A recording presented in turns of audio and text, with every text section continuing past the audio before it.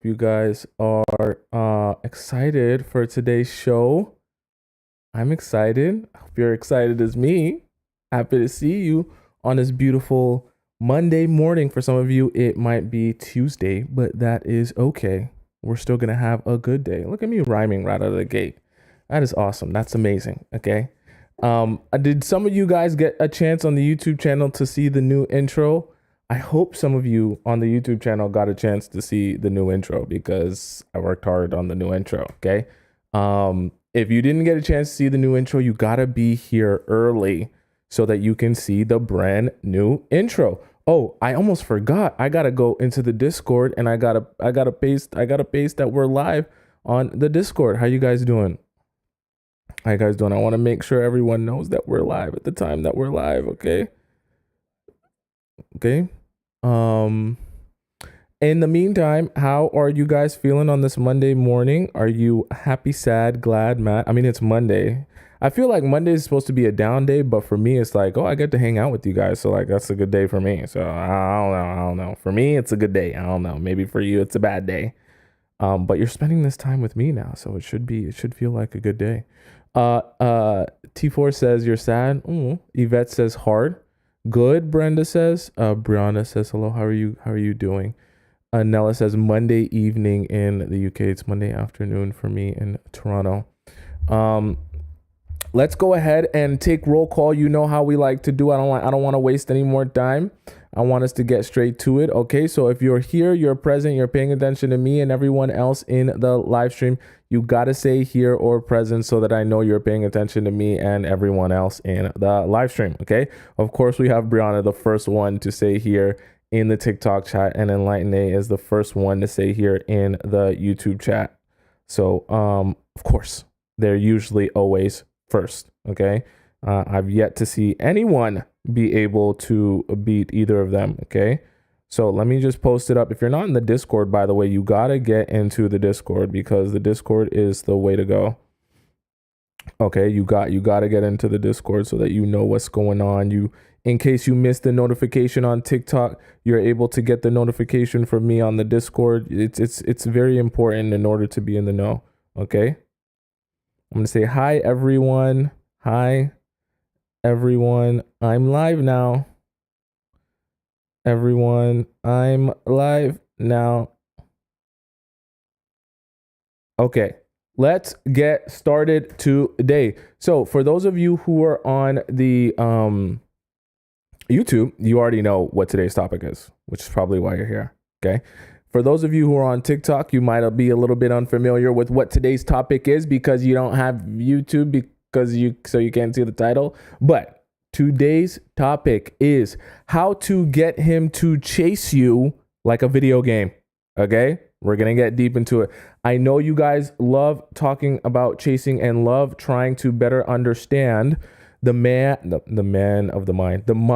a man and what will inspire him to give you what you want. Because at the end of the day, see, this is the thing, guys, that I want you to understand as it relates to chasing. And this is why we go in so much detail about it, right? Because your ability to get a guy to chase you properly will always be beneficial to you, okay, for multiple reasons, because you can extract what you want out of the guy. And I'm not here to tell you how to live your life or what you should do with your power that you gain from watching the show, okay? I'm just here to give you the information that you can do whatever you want with the information. So what I mean by that is when you understand how to get guys to chase you, you can then make the decision on what you desire, what you want from him. If you want a long-term serious relationship, you can get that if you understand how to get him to chase you. If you want a short-term unserious relationship, you can get that if you understand how to get him to chase you. If you want simple friends with benefits, you can get that. If you want a guy you can use to take you out on fancy dinners and fancy dates and spend money on you and you don't even want to like him, you can do that also. Okay, you can literally do anything you want with all of the power that you're going to get from watching and consuming the show. Okay, especially getting this stuff from a man's perspective, right? You can do whatever you want with it. So that's why the chasing is so important and so detailed, and we talk about it so much because it's so important that you have a full capable,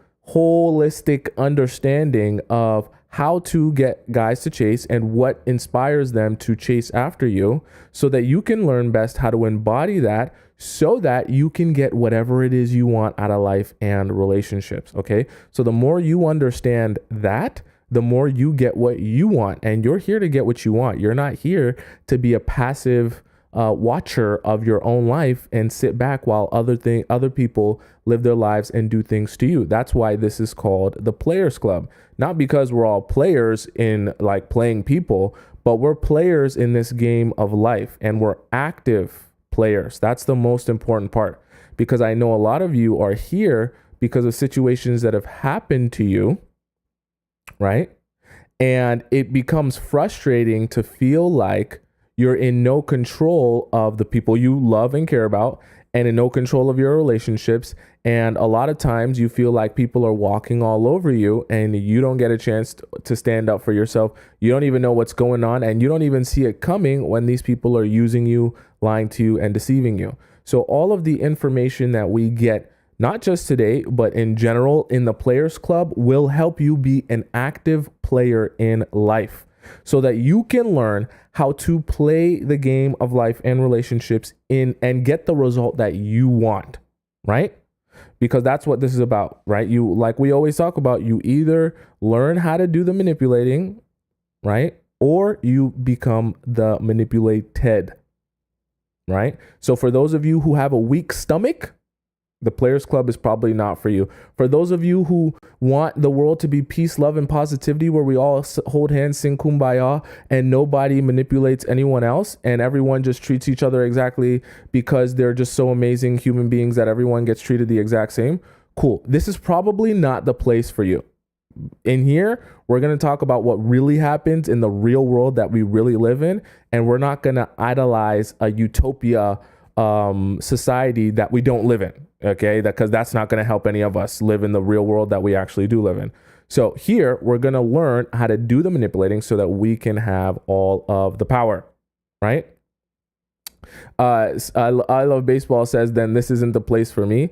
That's perfectly fine. If you want to be in a place where you live in an idealistic world where everyone is just treats each other the same, and everyone just takes care of each other, and nobody manipulates the next person, sure, you can go live in that world. We will be here trying to learn how to deal with the life that we do live in, because I'm sure majority of you are here because things haven't been working out in your relationships or your life or your love life or your dating life, right? You're not here because it has been working, because if it has been working, you wouldn't really need to be here, okay?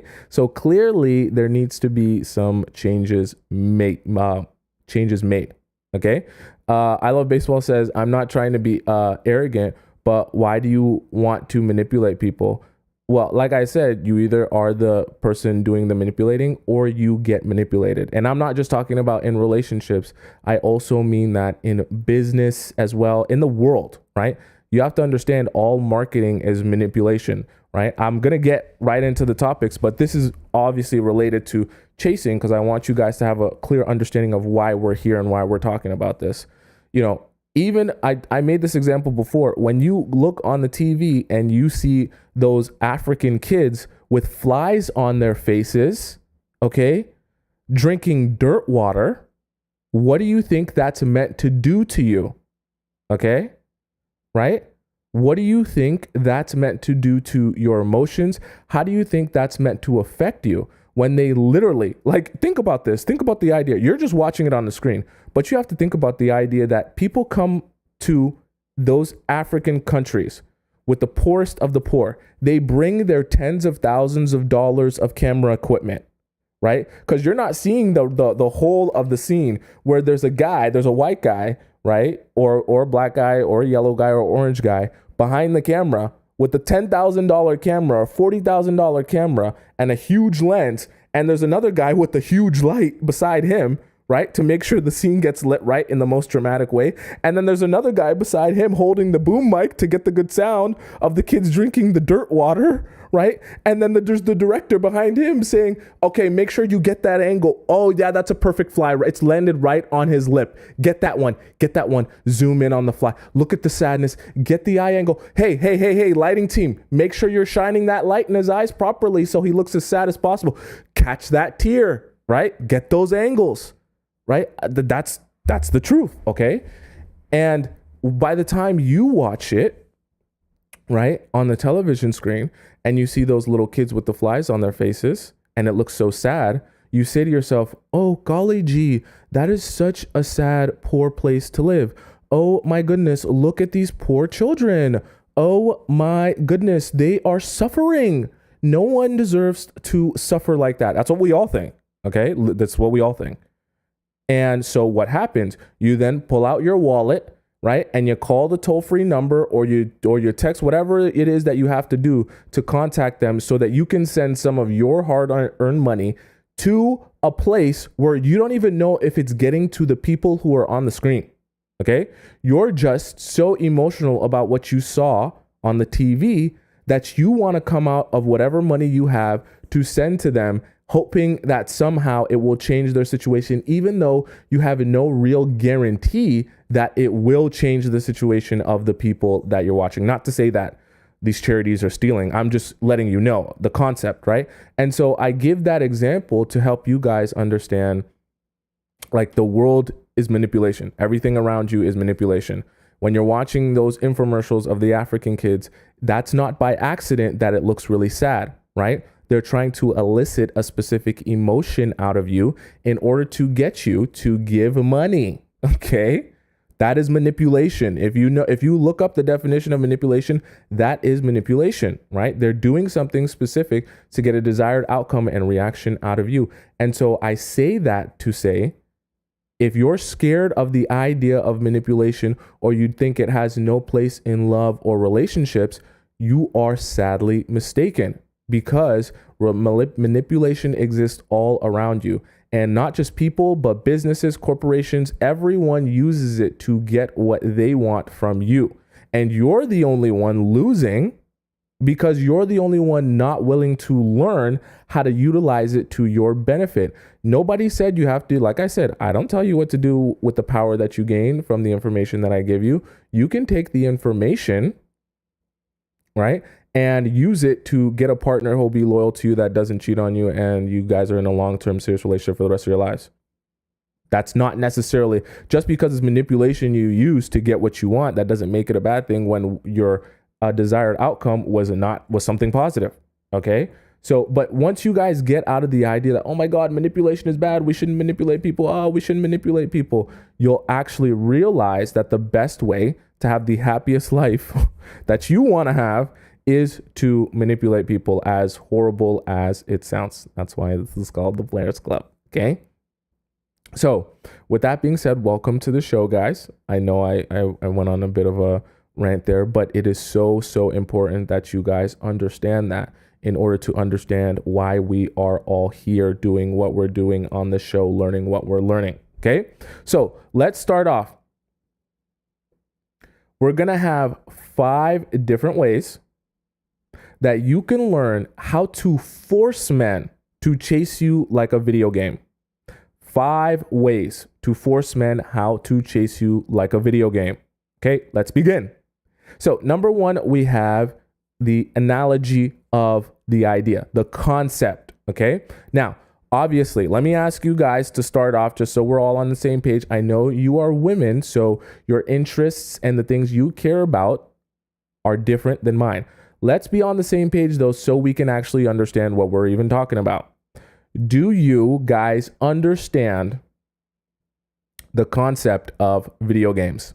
Tell me how, on a scale of 1 to 10, tell me how much and how well do you understand video games on a scale of 1 to 10, right? When your boyfriend's playing his favorite Call of Duty game, or your I don't know, your situationship, right?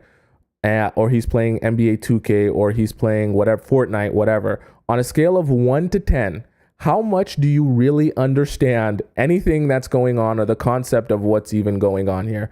Tough Cookie says 10. Tiff says 10. B says 6 to 7. Paulina says 10. User says 2. I think it's Watermelon says 8 out of 10. Sharish says 10. Okay, I see some 8s, some 5s. SH says 1. Miss Switch says 10. Okay, Dodie says 0. Alicia says 9. Okay. Shalia says 6. Ray says 8. Oh, welcome back, Ray. I remember you from a while ago. Okay, Brianna says 5. Okay, good. I see Enlightened in the YouTube chat says like an 8. Okay. Suzuki says 8 as well. Oh, by the way, welcome Miss C America. She was the first one in the live stream on the YouTube chat before I even came on. Okay, and I'm gonna get an intro for you guys on YouTube as well. So welcome Missy America. So amazing to have you.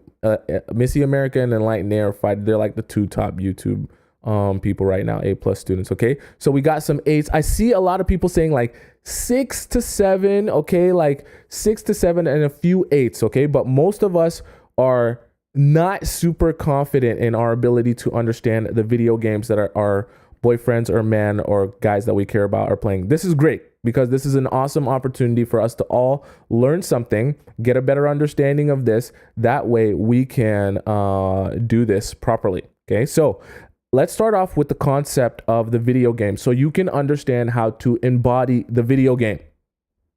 Okay, so in its most basic form, the concept of video games are for people to play them, obviously, and when in the process of playing them, you're going to start at level 0, okay? You're going to then, as you go on, you complete challenges, you complete missions, you complete all these other things, small little storylines or just things that must be completed. You begin to level up and level up and level up, right? You get better weapons, you get better tools, you get better resources, you get better, whether it be skins, right? So your character might look different. Your character might have more abilities to be able to jump higher, run faster. It might be able to be blue, red, camo, gold, whatever it may be, right? So you'll get a plethora of resources that you'll gather in the process of leveling up. And while you're leveling up, the missions never stop, okay? The missions are ongoing. What do I mean by that? When I say the missions are ongoing, is that there is never a point where the game is fully completed. Well, unless you're playing a single player, right? And even in that, right, for most games, the really good games, the most addicting games, it never feels like you're done, okay? Back in the day, when we didn't understand psychology as much as we do now when it comes to video games, and we didn't have as much resources in order to be able to create video games, they were all just single player, meaning one person plays. There was a single storyline, and once you completed the storyline, the game was over. But then game creators realized after a while that, hey, once the story's over, the game is no longer interesting. So we are only able to hold our audience as long as there's still more to do in the game. And so as resources grew, as we grew our ability to have more memory on a system, bigger chips, all that stuff that you don't care about, right? As technology got better, games got bigger. And when I say bigger, I mean longer, taking longer to complete. To the point now where we have games where the sole purpose or the most interesting part of the game is the multiplayer.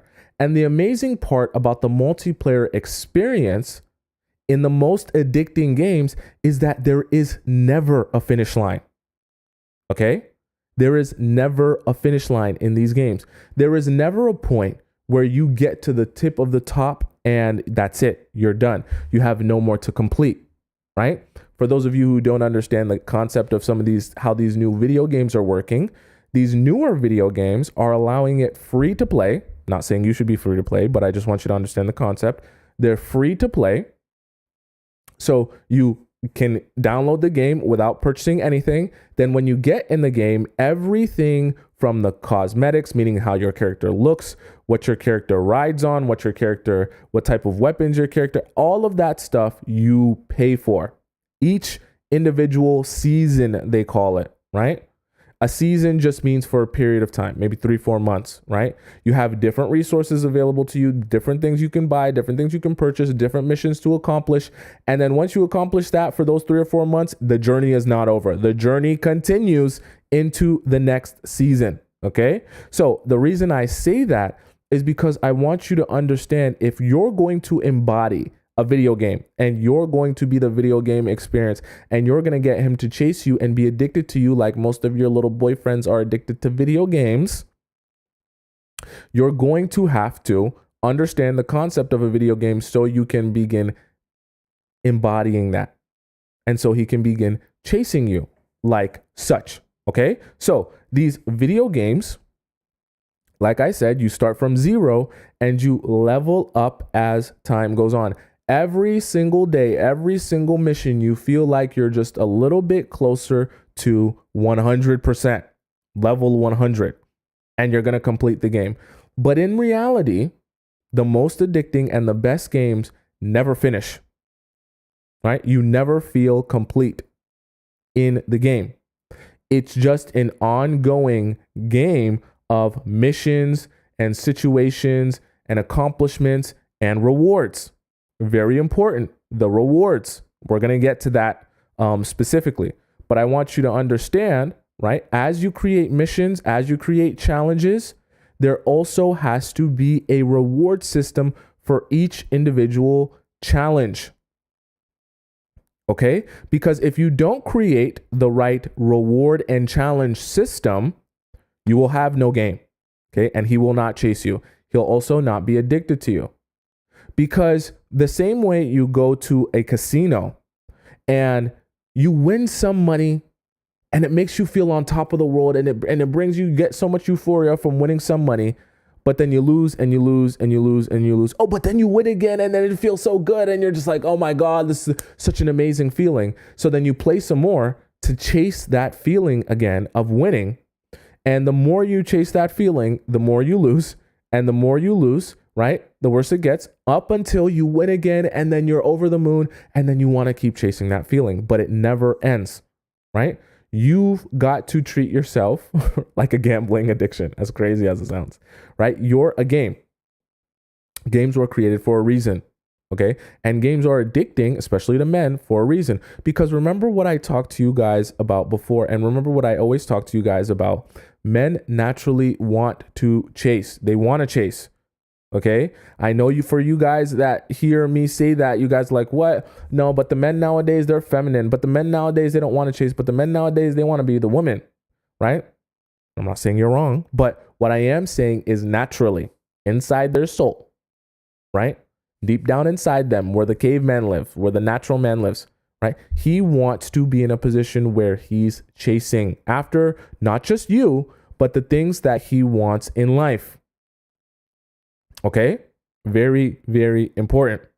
Now, before we get you to be exactly like a video game, now that you understand the concept, I need to make it very crystal clear to you. Listen to me.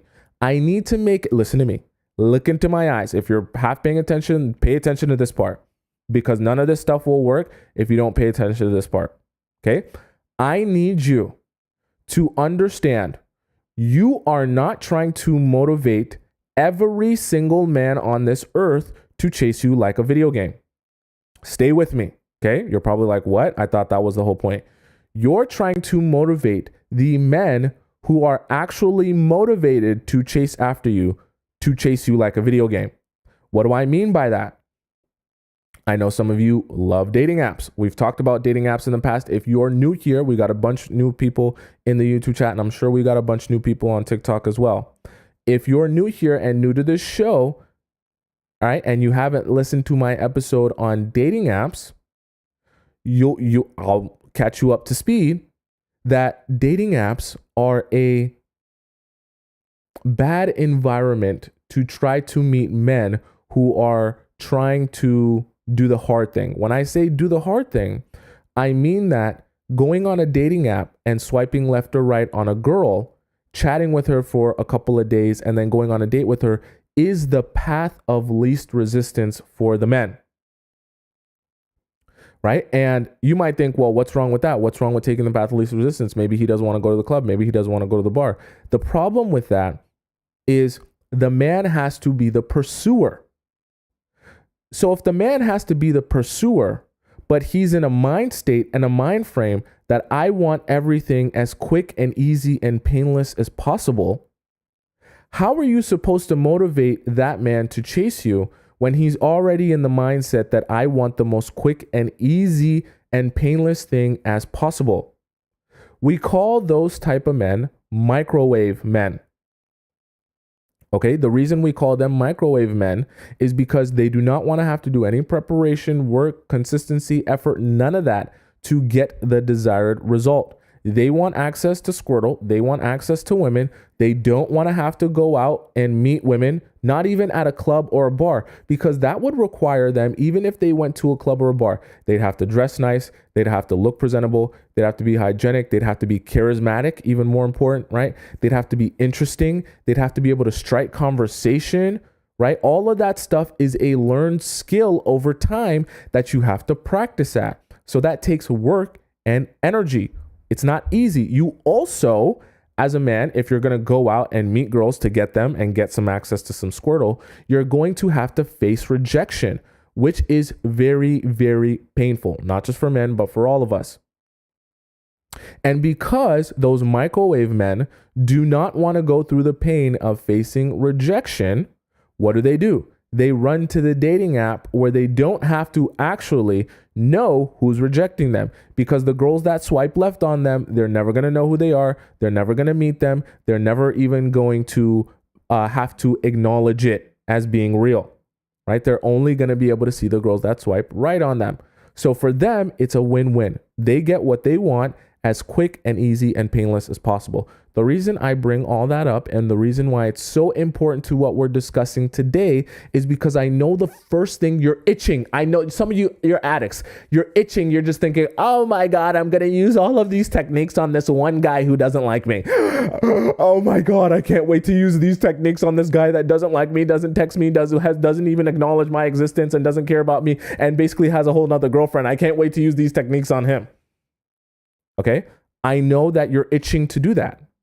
But what I want you to understand is you're not trying to attract everyone. You're trying to attract the right guys, right? And so there are guys out there who are motivated to chase after things and don't just want the quickest, easiest, most painless thing possible. Because remember I said that's a mindset, and the way how you go about your relationships is the way that you'll go about your life. So there's a lot of men, a majority of men actually, who have no real purpose, goals, or desires. They just want to chase cat, okay? And that's all they want. They just want to do the bare minimum in life and chase as much cat as possible. You do not, listen to me, you do not want to be trying to attract those men, okay? So for those of you who are like, but this method doesn't work on everyone, this method won't work on him, and well, that's because he doesn't like you and he's not even interested in chasing after anything at all. He wants everything to be painless. Okay. There are guys, plenty of guys, who are interested and motivated enough to actually pursue women. Okay. I know it's a shocker. You're trying to attract and use these techniques on those men who are already motivated to pursue women.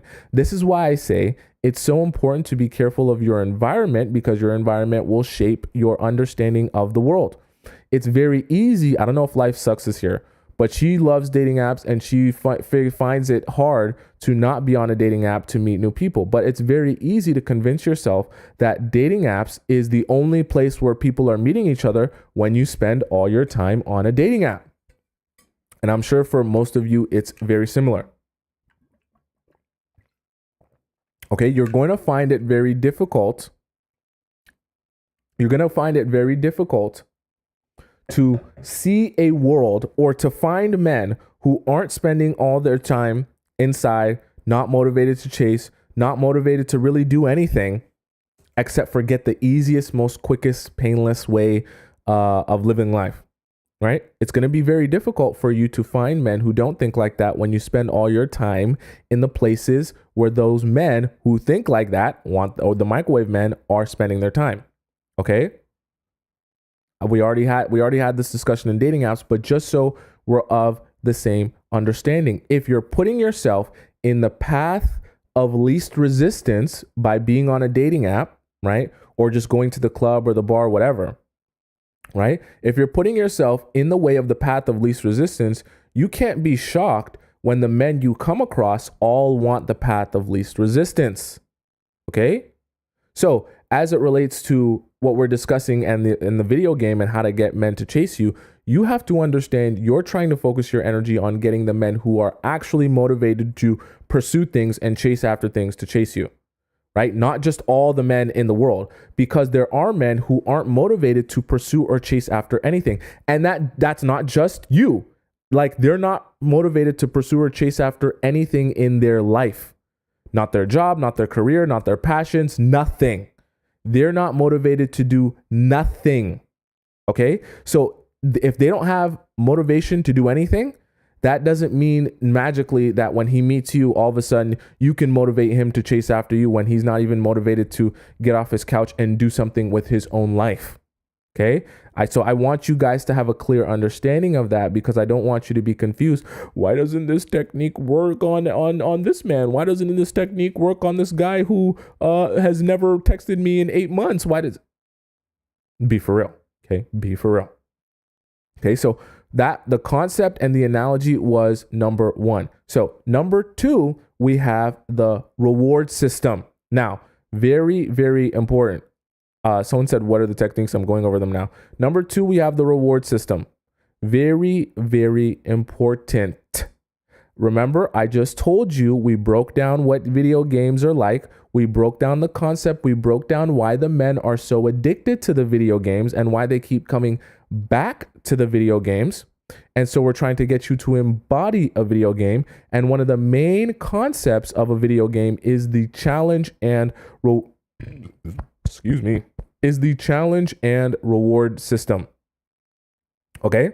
Right? Because you have to have a clear, one doesn't work without the other. They're like black and white. They're like light and dark. You can't have light without having dark. You can't have black without having white. You can't have chase. You can't have reward without having challenge, and vice versa. You can't have challenge without having reward. So it's very important that you understand this dynamic. And it's very important that you also understand the reward system that you're going to be using. Now, this is where I want you to focus. Okay? Focus. You are the reward in totality. Okay? That's just how the cookie crumbles. Okay? In the world, guys chase after the women. Women are sought after. They're beautiful. Yeah, it works how it's supposed to work. The system works how it's supposed to work. You are the reward, but you need to treat yourself as the reward. Okay? And what I mean by that is, if you are the reward, then you need to create a system in which the more he can access you is a reward for the behavior or the challenges that he's overcome. Do you understand? Are you following so far? Okay? There needs to be a reward system which includes access to you that is the level up, tier system where, okay, you complete this challenge, you do this thing, you level up, you get a little bit more access. You complete this challenge, you do this thing, you level up, you get a little bit more access. You complete this next one, you level up, right? And it's a constant cycle of do a little bit, get a little bit, do a little bit, get a little bit, do a little bit, get a little bit, right? Very important that you balance the reward system properly and carefully. If your reward system is out of whack, or your reward system is not, in the right ratio of challenge to reward, then you will not see the proper response, okay? You have to be very balanced and strategic and calculated with your rewards, Okay. You can't just, for example, he takes you out on one date and you sleep with him the first night. That is not an equivalent reward. Okay. Sleeping with him because he took you out on a nice date for one night is not an equivalent reward. When you do something like that, you're going to throw the challenge reward systems way out of whack. And he's not going to want to chase after you because you've just given him a crazy, you think about it like this in video game terms. You've given him a level 100 reward. So what people would regularly get if they played the game for a year straight, you've given him a level 100 reward at the very beginning when he's level 0. So imagine if you sat down, I know you guys don't, most of you guys don't play video games, maybe some of you do, but imagine if you sat down to play a video game and the moment you sat down in the first 10 or 5 minutes, you got the level 100 reward that everyone works for 1 year. Okay, so cool, I got the reward in 5 minutes. What else is there to do now? I got the whole reward in 5 minutes. I'm a level 100 in literally 5 minutes. This game is literally boring as hell now. I want you to soak it in, okay? Because it's like intrinsically, the concept of I have to work to get to something or somewhere. If I receive that too quickly or too soon, there will never be an appropriate response of appreciation or gratitude for the hard work I had to put in to get there. Okay, this is not just with relationships, this is with everything. Okay, we are literally, and I'm not a biology major, okay? I'm not a scientist, I'm not a doctor, I don't have a PhD. But we were literally created, right, with a reward system. It's called dopamine. Okay, I'm not a scientist. It's called dopamine, where we were created with the reward system where we go out and we do things that are hard, whether it be go, when we were a caveman, it's just go and we hunt, we go, whatever it may be, right? And by the time we eat, by the time we feast, there's a chemical release in our brain where we actually feel better about ourselves and our lives, and we just feel good, right? About the experience of having worked hard and doing the thing and accomplishing the thing. Right? That's actually like, go look it up. Go type in dopamine on YouTube and you'll understand better how that, like, it's not like this isn't like, oh, this is heebie-jeebie. This is a spirituality. No. Like, that's like, this is scientific. All right. This actually, it exists inside our body, inside our biology. So I say that, not to bog you down with scientific methods. Okay. I say that to say, you have to understand that you can play into a man's already existing nature to give him access to you, right? In a way that releases dopamine that makes him feel good for pursuing you.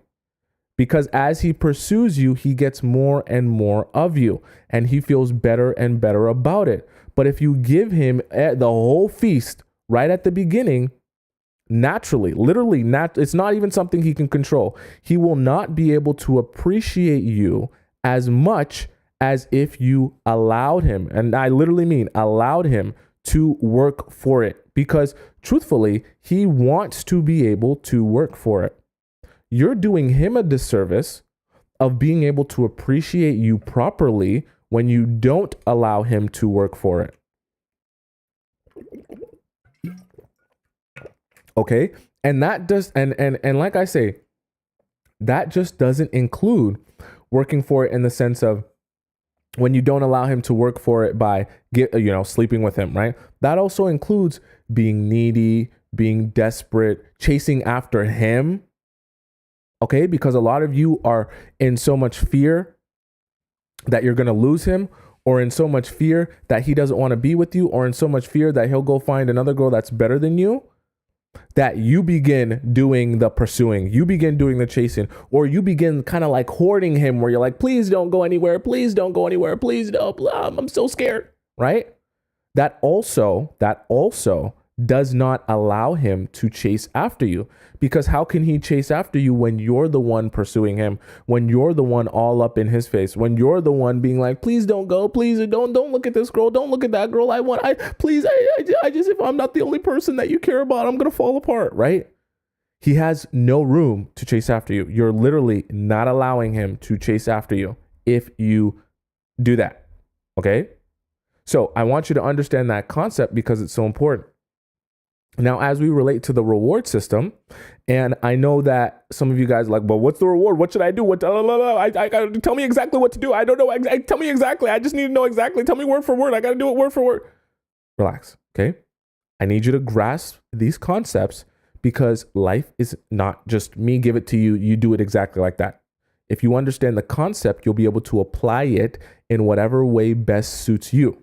Okay, that's why it's so important that you listen to everything I'm saying, not just wait for me to tell you, do this, like that. And then that's all you do, but you don't even understand what you're doing. Okay, so when I talk about reward systems, I'll give you an example. Let's say you and a guy go on a date. Okay, and let's say he pays for the date. It's a really nice date. It's a first date, typical stuff, right? And after the date, you don't text him. Okay, allow him to text you. Allow him to tell you that he enjoyed the date and he wants to see you again. Okay? And let's say he does that, let's just say for the sake of argument. Let's say he does that literally the next day. So you get home, he makes sure you're good. He texts you the next day. I really enjoyed the date. I love to see you again. When can I see you again? Okay? You give him, let's say, the end of the week. Let's say it's the beginning of the week. He texts you that, right? And you actually allow him to see you in a relatively short amount of time, right? You try not to be, I'm not saying that you should be a little bit mean, right? But you reward him with the fact that, okay, you did a good job. You took care of me on the date. You played your role, right? You were respectful. You were kind. So you will get access to me again without too much. When I say without too much, I just mean it's not going to be 2 months before you see me again. It's not going to be 3 weeks before you hear from me again. Okay. If you're ready to pursue, I will allow you to pursue. That doesn't mean make it easy for him. Okay. That doesn't mean make it easy for him, right? You're still going to make it challenging. Okay. But you allow him, right? Because you have to understand, this is why I want you guys to listen. You have to understand, if he is doing the right thing, you need to acknowledge that, and there needs to be, words would be great. Also action alongside that. So what I mean by that is, if you see that he is being respectful, taking you out, holding doors open for you, being kind and generous, paying for things, doing all the great stuff that gentlemen do, I want you to put your concentrated effort into acknowledging how much of a gentleman he is, how respectful he is, how much better he not treats you, how much better of a man he is than the other men in this world. Make him feel like the man. That's part of the ways you can reward a man, even at the beginning of a relationship, is by making him feel like the man. That's actually one of the best ways to do it. Because men have not the biggest, they don't have big that. They have big egos, okay? And all men, right? That doesn't matter the man. And the best way you can get deep inside his soul is by bigging up his ego, filling up his ego, making his ego feel good. And when he feels like the man, right? When he feels like he's doing a great job, so much better than all the other men. I so much bigger, stronger than all other men. I big, strong man. He feels good, right? When he feels good, you're creating a positive feedback loop, okay? Where he does things that you want him to do. He acts the way that you want him to act. And so he feels good. I feel like the man. My ego's boosted. I'm so much better than all these other men. Right? You acknowledge how much better he is. You make him feel good about the fact that he's been doing the work and pursuing you and being patient and being consistent. And when he's actually interested in you, that positive feedback loop is going to make him want to do that more. I want you, I know it sounds crazy, I know it sounds bad, I know it sounds wrong. I want you to treat your men like dogs, okay? Not treat them like a dog in a bad way, but treat them like a dog you are trying to train. I know some of you have bad dogs, so Don't treat your dog like you treat your man if you have bad dogs, because you're trying to train your man to be a good man, not a bad man, not a bad boy. Okay. So it's very important, the same way you would train a dog, right? You're going to reward a dog for good behavior so that the dog can make the connection. Hey, good behavior gets rewarded. If I listen, if I do what is instructed of me, I will be rewarded. It's very important. And the reason I made it separate from even challenges is because low key, it's actually more important even than the challenge, is knowing how to properly structure the reward. Because that positive feedback loop is even more powerful than the negative feedback loop of saying, oh, you did bad, you did wrong, right? That positive feedback loop in the proper ratio is what keeps them motivated to keep going and keep going. Because once you can have a guy understand, hey, don't cross this boundary, don't do this, don't do that, and I mean what I say, cool, that's good. Guys that are interested in you and respect you, most of them aren't going to cross any major boundaries, right? So that is already for the most part taken care of. The reward system is what's going to keep him pursuing you over and over and over again. This is why you have to have such a delicate balance. This is why I say listen to these concepts, because this is what's actually going to help you. This is why it's also so important, right? Not to get so overly excited that boy likes you, that you start shivering, you start itching, and you're like, oh my God, I want to spend every moment of every waking day with you, and I want to sleep in the same bed as you. I want to shower with you. I want to sleep in your skin. I want to eat breakfast with you. Let's eat breakfast out of the same bowl. Oh my God, can I chew your food? Oh my God, if you have gum in your mouth, can I chew that gum? Like, don't get like that. Okay? Because what's going to happen is you're going to throw that reward system way out of whack. Okay. You're going to start rewarding him for doing nothing. Okay. You're going to start rewarding him for just existing. Okay. I'm so serious, right? Because we all get emotional, and you're women, so you're emotional beings. That's nothing wrong with that. But you also have to understand sometimes your emotions will start sabotaging your own relationship. Okay. And what I mean by that is when you're trying to get a guy to chase you, there's very particular techniques and very particular ways you have to go about it. So there's nothing wrong with being excited and liking a guy and wanting to spend time with him. Okay. There's nothing wrong with that. But you also have to understand, if you present yourself and if you allow that emotion to go out of control and get out of control, you're going to get into that place where, oh my God, I want to spend every moment with you. Oh my God, I don't want you to leave I don't want to leave your side. I just got to be with you all the time. Right? And so you're going to begin thinking to yourself, oh my God, you're so amazing. I just can't see my life without you. Oh my God, you're just the best, right? And what are you going to do? You're going to start overfeeding your dog, right? You're just going to start overfeeding your dog because you're like, oh my God, you're the cutest dog ever. And you just give him treats just for doing nothing. Just give him treats. When he's bad, you give him treats. When he's good, you give him treats. When he's doing nothing, you give him treats. He's sleeping, you give him treats. You're going to create a fat, obese dog. Okay. A fat, obese dog who doesn't act right because there's no balance, right, between challenge and reward. And when there's no balance and rewards come for no reason, or rewards come 24/7, there's no understanding of what the right direction is, what the right actions are, what the right way to talk is, what the right way to move is, right? There has to be an understanding of, okay, I should be moving in this direction as her man. This is what I should be doing for her. This is the type of man I should be for her. And I know for most of you, you're like, but he should already understand that. Or he should already know that. Why doesn't he already know that? He should know how to be a man. Cool. I know that that's the world we want to live in. I'm going to tell you the world we actually live in, where people need to be trained and directed in the right direction, right? It's great to know what you want in a partner. It's even better to show him that by rewarding him for doing the things in line with what you want.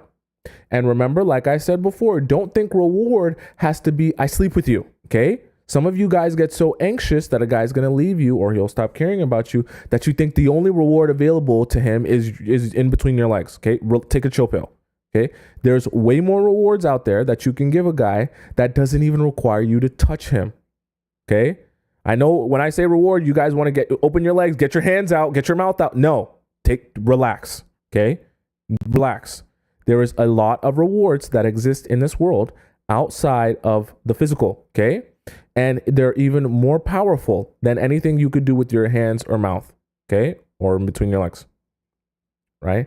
And I'm so serious about that. Like, I'm not joking. Right. So create a good reward system that you can properly balance out good behavior for, make him feel good about it. Make him feel like the man. You'd be surprised how far talking about something can go. If you see him do something that you really appreciate, make sure there is I'm not joking.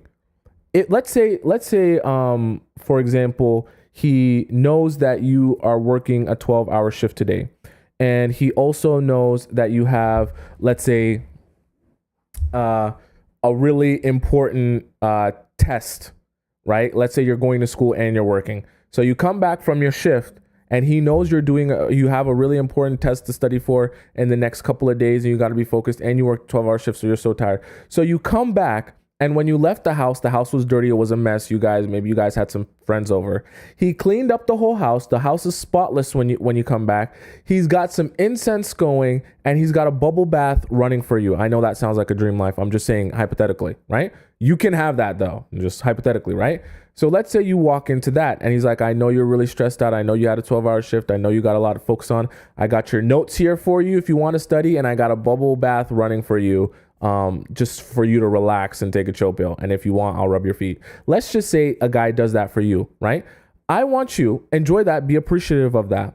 The next day, this is the most important part, the most important.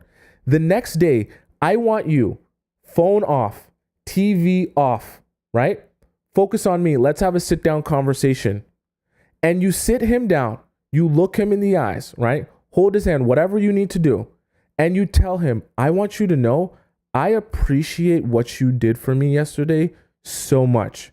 You took so much weight off of my shoulders by doing that. I wasn't expecting that. And the fact that I came home, you had already cleaned the house.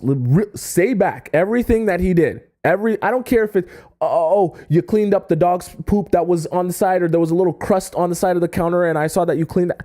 I want you to mention every single detail that you noticed him doing for you and show your honest, genuine appreciation for it and how much of an amazing man he is for doing that for you.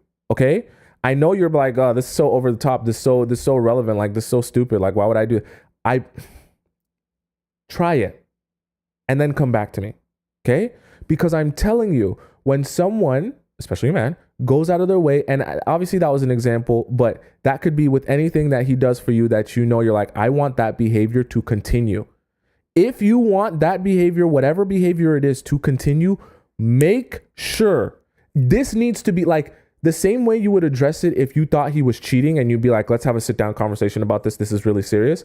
Is the same way you reward him and you treat it when he does something or he does a behavior that you really want to continue. You make sure there is set aside time that you acknowledge how amazing that behavior was and how much you appreciate that behavior. Okay? Because that's going to create that positive feedback loop where he's like, oh my God, I am getting praised for doing this and for being the man that she needs me to be. What's that going to do? That's going to release that chemical reaction, that dopamine of like, ooh, I'm doing well. I feel good. My partner loves me. My partner appreciates me. I want that feeling more. This is why I say, in the weirdest way, love is about the other person. Love is also about you as an individual.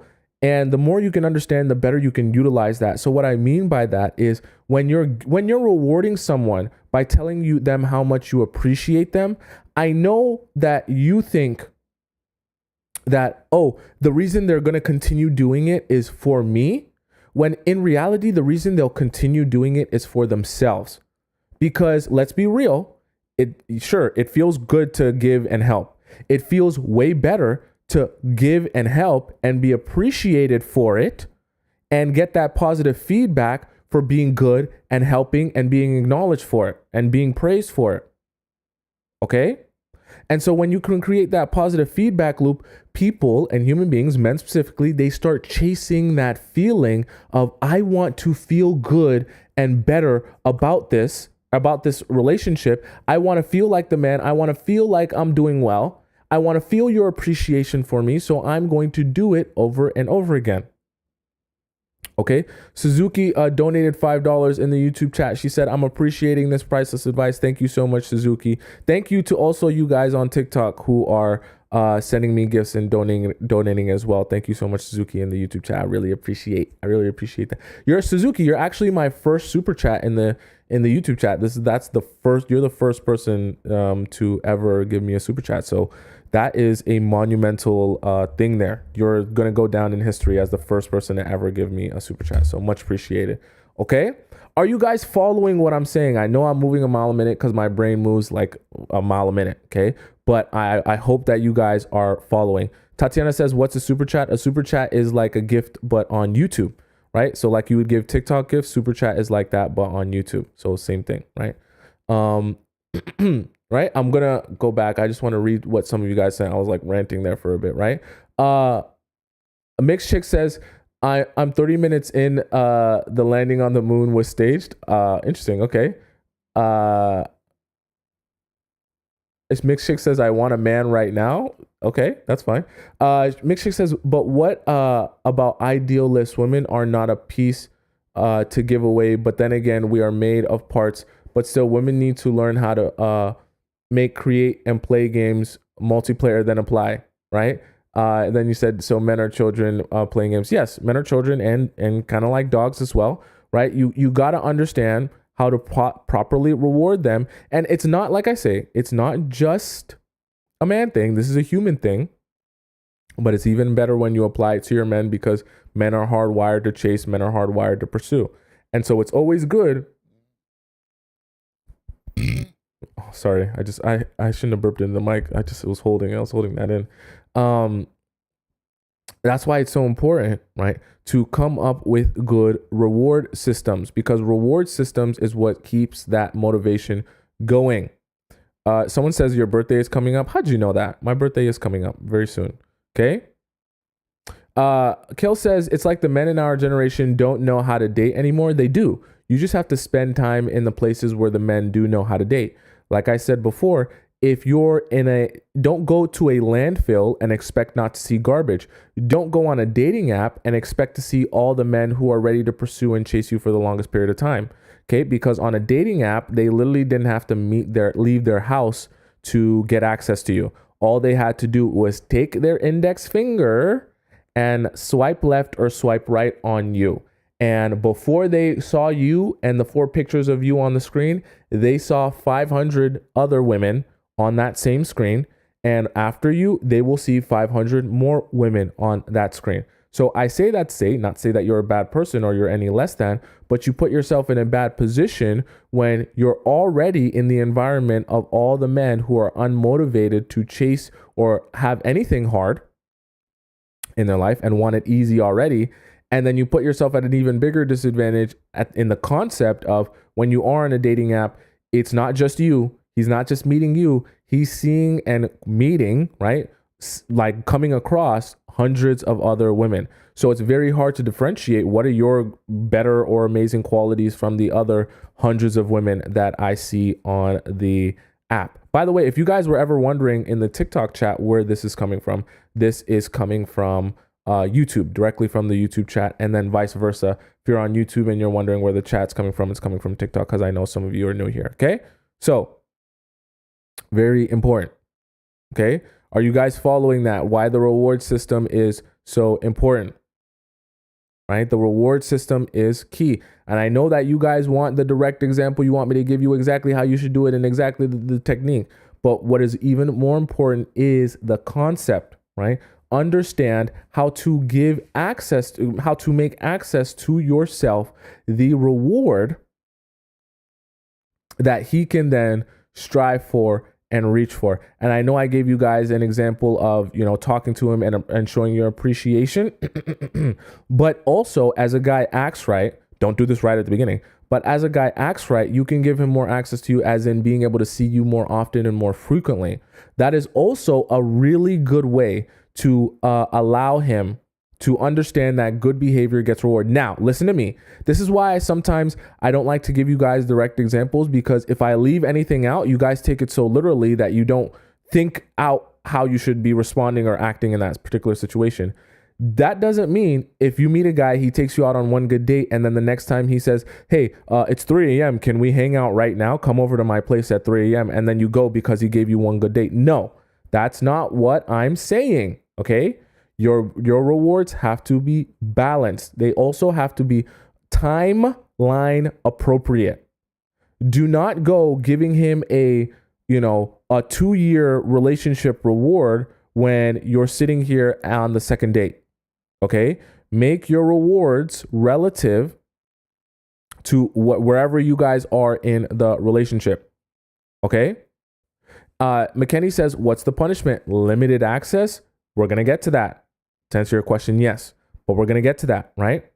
There's going to be punishments. Now, so number 1 was the concept and the analogy of the video game. Number 2 was the reward system. Number 3, we have scheduling. Okay, this is going to be semi-complicated. Stay with me and we'll all grasp the concept and it will be great. Okay, so scheduling is very important because you want to create desire out of your availability. Remember, I said access to you is part of the reward. It's a majority of the reward. You are the reward, so the access to you is also the reward.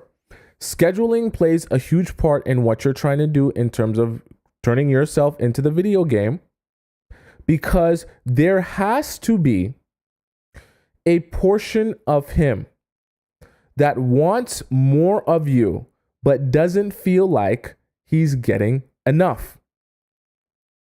Okay? I know this is going to throw a lot of you off and some of you will be really confused by this, okay? When these men are playing video games, the only thing taking them away from the video game is whether it be work, school, family, responsibilities. If they are addicted to that video game, every moment they spend away from that video game, they spend all that time thinking about the next time they're going to play that video game again. You're probably like, so what does that matter? When they are playing the video game, that means they always leave unsatisfied. Are you understanding this concept? Follow me right now, right? If they leave unsatisfied because they have to stop playing the game because they're tired, or because they got to go get something to eat, because they have work, because they have school, they got to do whatever it may be, the game becomes the thing that they want to come back to. Okay? Remember how I said, if the game feels incomplete, there feels like there's more to do. And so when you leave that game, it feels like you put a pause on something that is incomplete. And so it's like an itch you got to scratch. You got to go back. You got to level up more. You got to get to the next tier. You got to do the next thing. You got to get the next reward. You got to get the next. It just feels like I just need the next thing. If I just got the next thing, I'd put it away. I'd put it down. If I just got the next level and the next reward, I'd put the game down. But as soon as you get to the next level and you get to the next reward, you need the next thing. And then the next one. And then the next one. And so every time you have to step away from that game, you feel unsatisfied. And you feel like you haven't gotten your money's worth. You feel like there's still more to do. So this is how scheduling plays a role in that. Scheduling is so important because when you force him, right, to schedule his time with you, first of all, that builds anticipation. Okay? His anticipation to having to see you and be around you and how much time he's going to be able to be with you, right? That is good because all that time that he spent planning and building up towards that, what is he going to be doing? He's going to be thinking about you, right? The same way when the guy's at work, or that are addicted to video games are working. They're like, oh my God, I can't wait to get through this job, because as soon as I get through this job, I'm going to go back home. I'm going to be playing some video games. I'm going to have a crazy night tonight.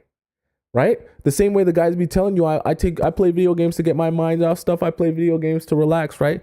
That's what they're thinking. When they're stressed out, when they're at work, when they're doing all that, there's like, I can't wait to go back, play me some Call of Duty Warzone, man. I can't wait to go back, play Fortnite. I can't wait to go back, play NBA 2K, man. And they're itching. It's like an addiction, right? And you need to make sure you use scheduling as a way to build that anticipation, right? And to have him looking forward to the next time that he's going to see you. Now, very important, okay? Very, very important. You do not, if you really want to get chased and you really want him to treat you like an addictive video game, you do not pop up on a net unannounced. Definitely no, okay? You also do not say yes to last minute disorganized hangouts, okay? I know that's gonna rub some of you the wrong way. Do not say yes to last minute unorganized, right? Unplanned hangouts, especially at the beginning. If you don't want him to chase you, do whatever you want. If you want him to chase you, you do not say yes to disorganized, unplanned hangouts. Why? Because scheduling is so important for that addiction, for that chase, right? For that anticipation to build. It also sets a precedent, right? Or just like creates a structure in which he has to put in the effort of planning to see you in order to see you. And that in itself is a challenge that he must overcome to get and receive the reward. Do you see how this is fitting together now? Okay, right? The challenge doesn't have to be something super big, right? Even the psychological challenge of saying, okay, I have to figure out how I can free myself up, and in a time that she's also free, I also have to think of what we're going to do. I have to think of how long we can do it for. I have to think of where we're going to do it, all that stuff. That is a challenge in itself. And so the reward of actually being able to see you when he completes that challenge, or he figures out, okay, I have this schedule for this week. Okay, I got my Tuesday open. You're not free on Tuesday, but you're free on Wednesday. I'm not free all of Wednesday, but you're free on Friday too. Okay, I'm free on Friday, but only for 3 or 4 hours in the afternoon. Okay, so maybe we can hang out 3 or 4 hours in the afternoon. I know you got this going on. I can pick you up from work. So if I pick you up from work, we'll have like 2.5 hours to go here. We can go here. I know you want to try that, right? And there's a thought process, right? And a challenge process of, I've got to solve this problem. Solve this problem, solve that problem, find this solution, right?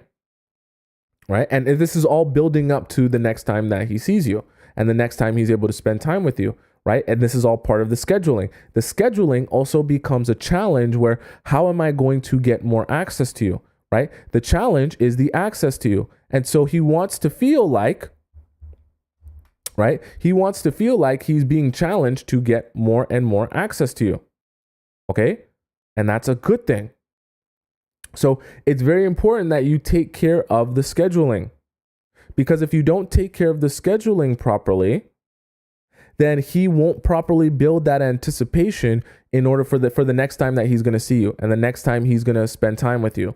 Okay. You also don't want to make it too easy for him to schedule things with you. This is why I said it's a very bad practice to just hop on the when he says, "Oh, come meet me at 3 a.m. right now." That's horrible practice, because he doesn't build that anticipation. You also set the precedent that he doesn't have to overcome any challenges in order to see you and get access to you. And what it also does is, when he's not with you, there's no thought or brain power being put towards, when is the next time I'm going to see that person? When is the next time I'm going to have access to that person? You know why?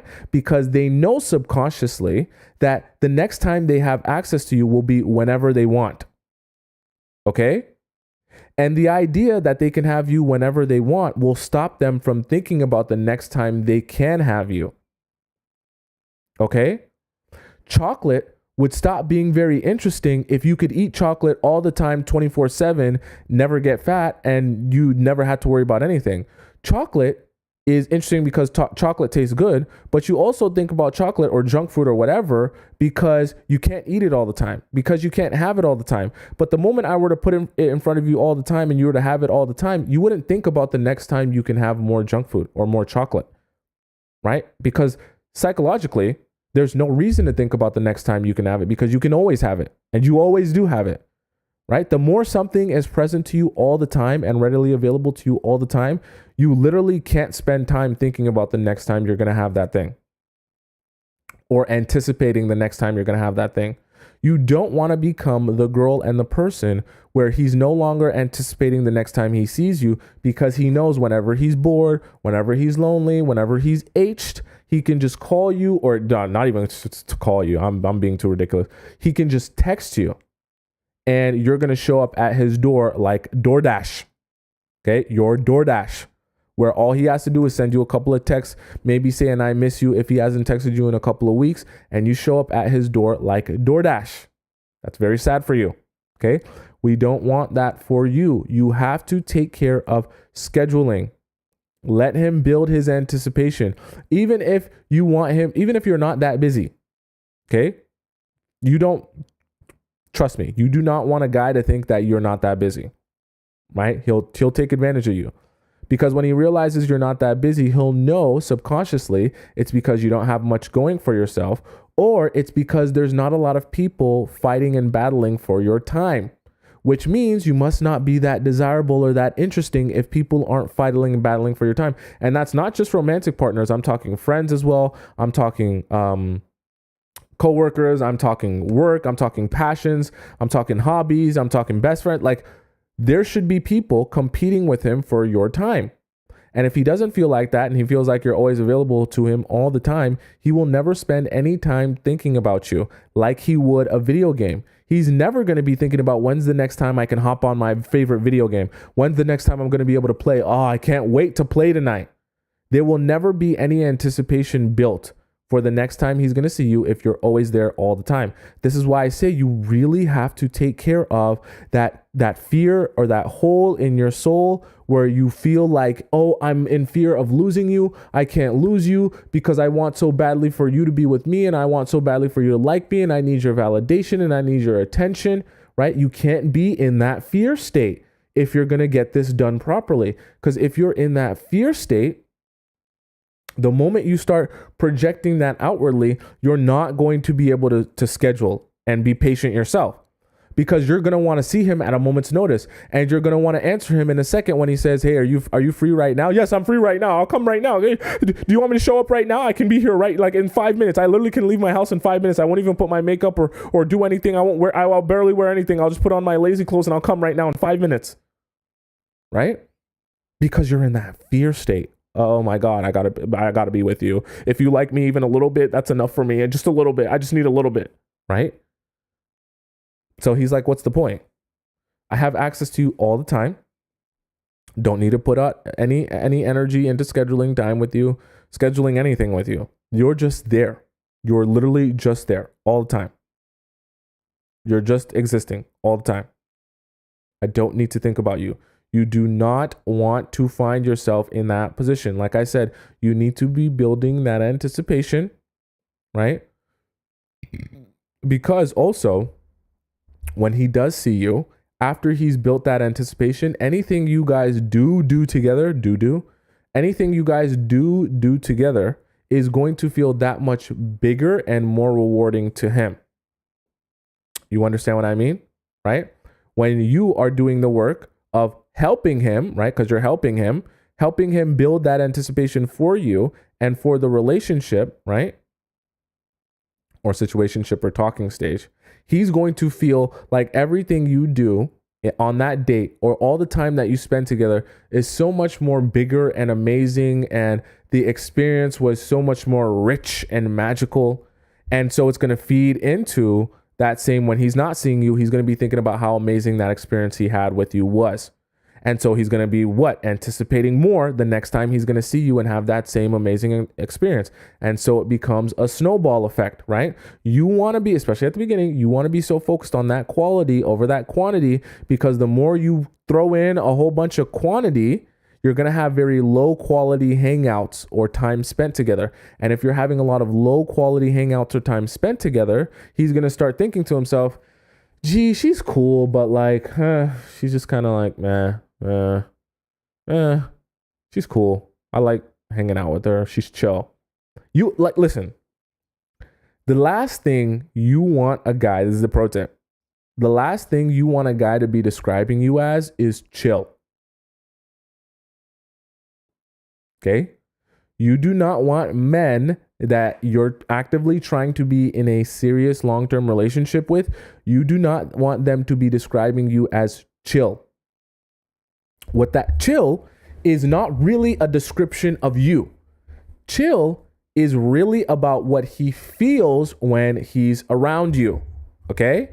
And I know you might think, well, chilled is good. Like he feels chill when he's around. No, he should feel like he's on fire. Okay. Chill is really representative about how you guys spend time with each other. It doesn't really make him feel super amazing. It also doesn't really make him feel super miserable. He just is indifferent to the way he feels when he's with you, which is why he says chill. It's not really that good. It's not really super bad. It's just kind of existing. The problem with that is you're never going to get a man to chase you when all he thinks about you is that you're chill. Do you think that he thinks Kim Kardashian is chill? Do you think he thinks Megan Good is chill? Do you think he thinks, I don't know, who's someone really popular? Rihanna, she has a baby now. Do you understand my point? Do you think he thinks his favorite Instagram model is chill? No. If he went on a date with his favorite Instagram model, would he describe it as chill? Okay? If he went on a date with his celebrity crush, would he describe it as chill? Okay? Tatiana says, what does that mean? She has a baby now. She's not as her sex appeal isn't the same as it once was. Not really because she had a baby. She's just more like less out there. You know what I mean? Right? I don't know if maybe you guys don't understand that. She's just more like, she's more in her mom mode than she is like, like being like a sex goddess. You know what I mean? Which is fine. There's nothing wrong with that. Right? Rihanna's still hot. Rihanna's still hot. She's just not as much in the scene. You know what I mean?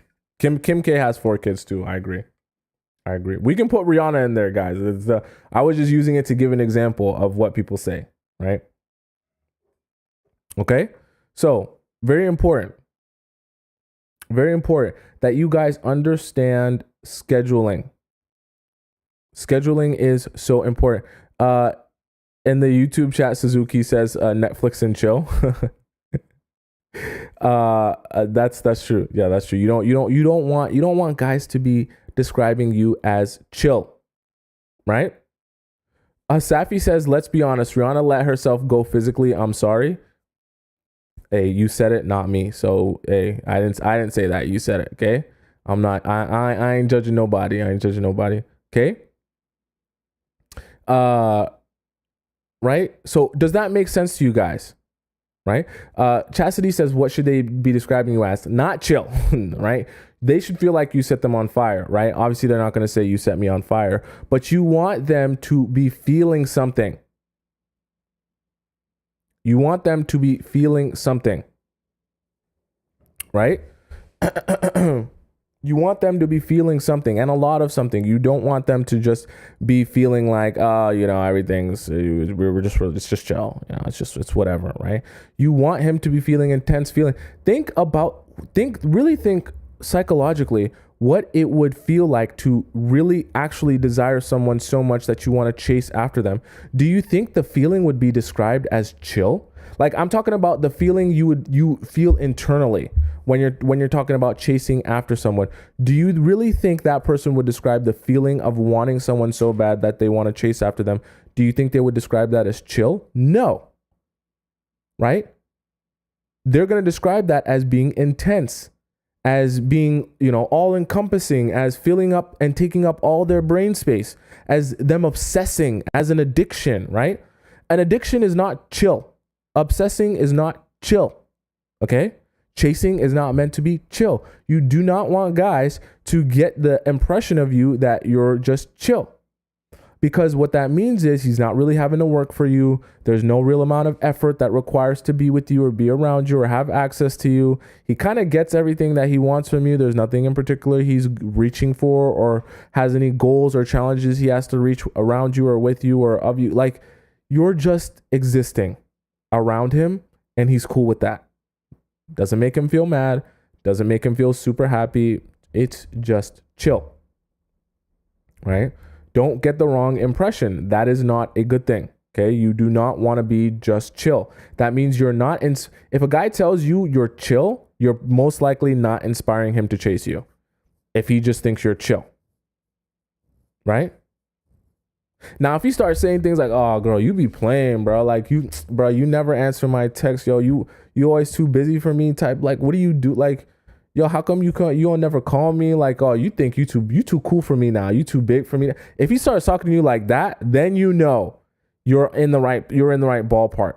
You know what I mean? Because he's in his mind, you want him to be in his own head, like, damn, like, bro, she don't mess with me. Like, come on, man. Like, I'm trying here. And then it just feeds it feeds that addiction where they're like, I just want a little bit more. Just give me a little bit more. What's the problem? Why can't you give me a little bit more? Right? When a man is satisfied with what he's getting from you, they're kind of like, oh, it's whatever. I don't need any more. I don't need any less. I'm just getting enough. Right? Bad Ab says you basically have to be less interested in him. It's funny and it's sad. Not sad, but it's honestly true. Right? You like, a lot of what I teach you guys, because I know you guys. I know you guys aren't ugly people. I know you guys are very attractive people, and are capable of attracting many men. It's not really about, oh, I don't look good enough to be attractive to people. Okay. I don't look good enough for men to desire me or chase after me. The problem is you guys want specific particular men that you like, but there's a massive difference between the way you approach relationships and things when you really like a guy versus the way you approach relationships and things when you don't like a guy as much. Right? Because when you really like a guy, you're going to I want to hang out. I want to be with you. I want to spend time with you. I want to do everything with you. Can we be together all day, every day? Can we take a shower together? Can I sleep in your bed? Can I sleep in your clothes? Can I smell your I want to sniff your Never mind. I don't want to get too dirty. Okay. But you get my point. And when you don't like a guy, you're kind of like, bro, you're kind of annoying. Right. And he's like, please, can I take you out on a date? Oh my God, I want to take you out on a date. You're like, fine. Sure. Take me out on a date. And you're out on this date and you're literally like, girls, this guy's so lame. I can't believe how lame he is.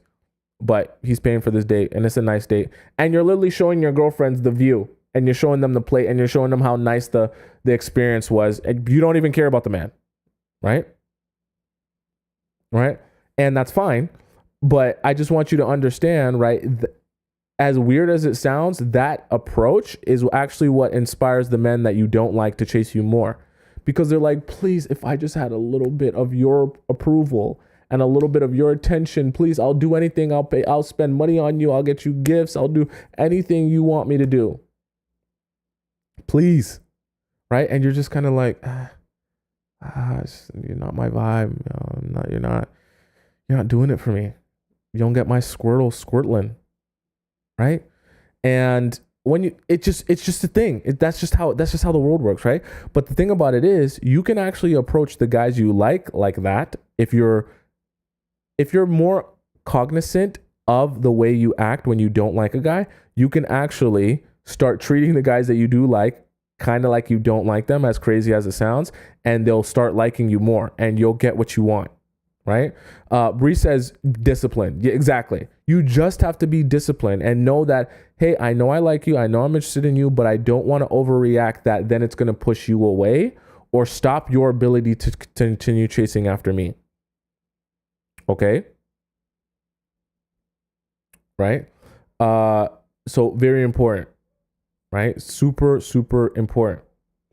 Bad Ab says, how do you do it? The easiest way for me to describe to you how do you do it, what I just talked about, Think exactly about how you treat the guys that you don't like. Treat the guys that you like that. The simplest way for me to explain it. The guys that you don't like, treat the guys that you do like the guys you don't like. Okay? Literally, I truly mean that, as crazy as it sounds. It sounds insane, but try it. So, number 1, we had the concept of a video game. Number 2 was the reward system. Number 3 was scheduling. Number 4, we have not too easy, or we can also call it challenges. Now, I obviously talked about the reward system earlier on, and I told you that we were going to get to challenges because challenges is also a really big one, and you can't have one without the other. You can't have black without white. You can't have light without dark. You can't have rewards without challenges. Okay?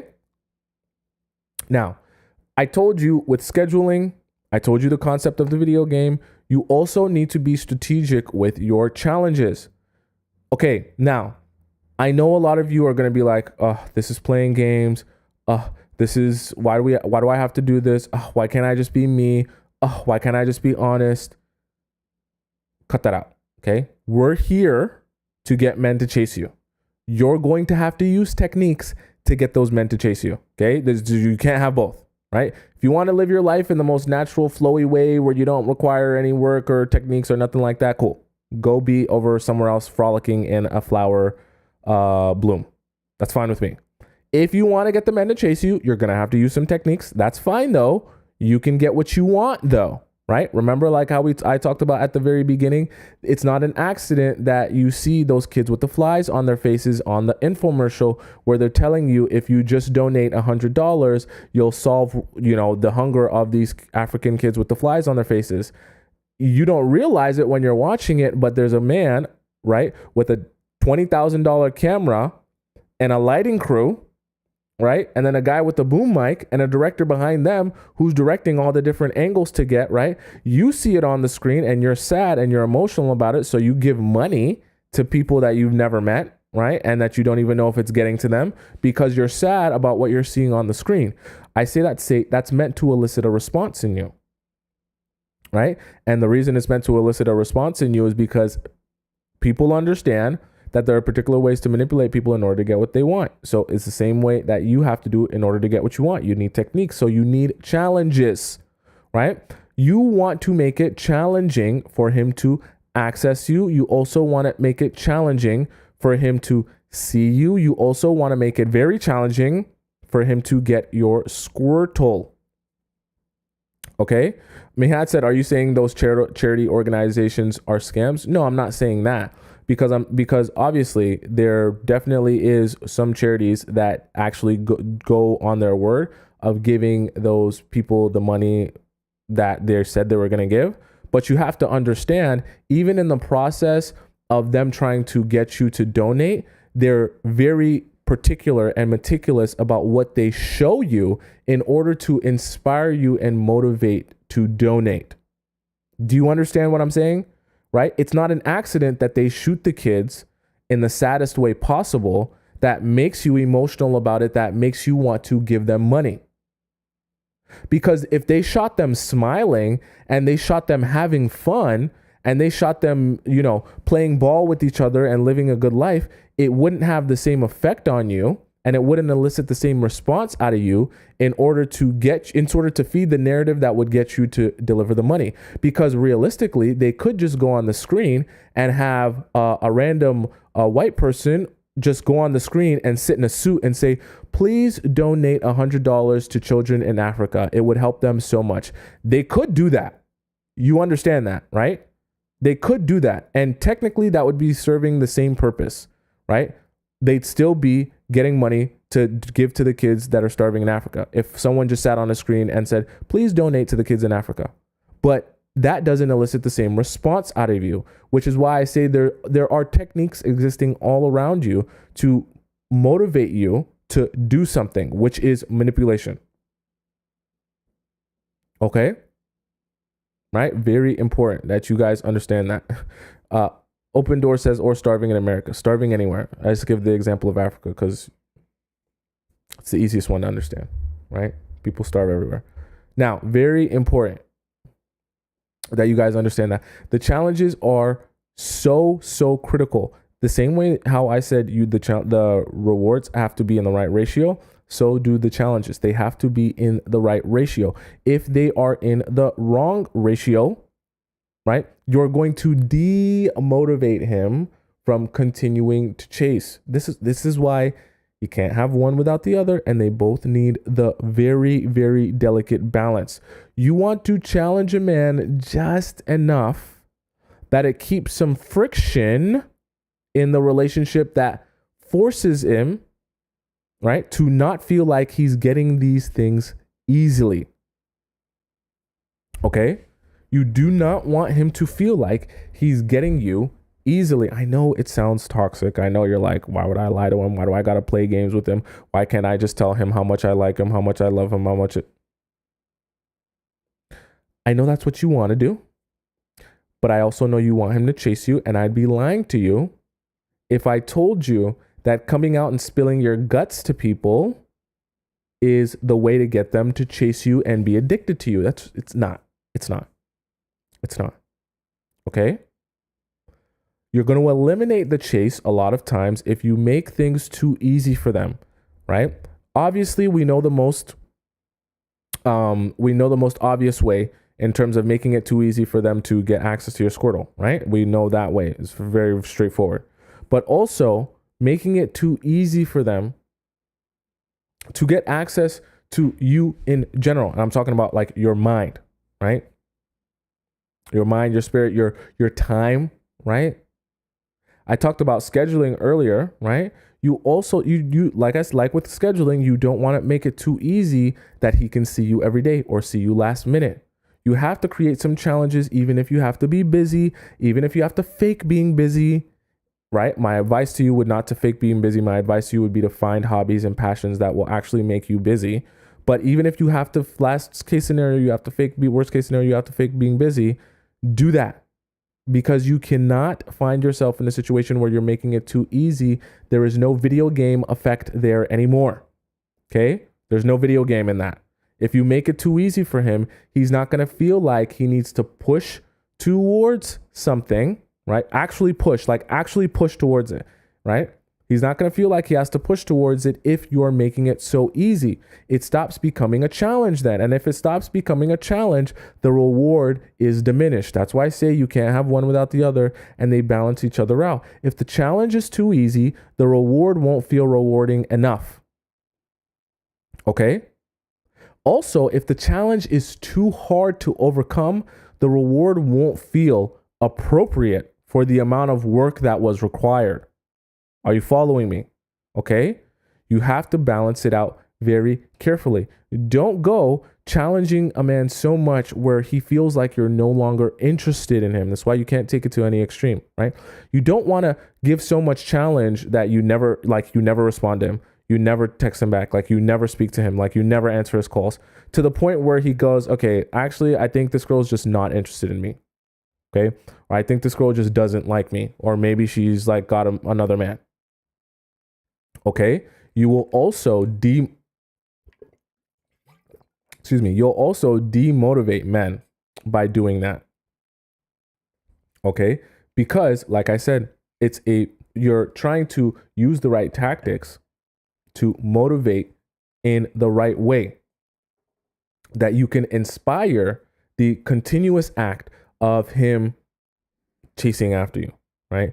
You do not want it to be a situation where he's not motivated enough to go to the next challenge, right? To try to get the next reward, because you've made it so hard and so exhausting that he no longer feels like there's any point in going to the next level. You do realize, the same way in video games, because this is all about how to be like a video game, you do realize that these developers of these video games could make it close to impossible to actually level up to the next level, right? You do realize like these creators of these video games could create a video game that's impossible to beat, like impossible.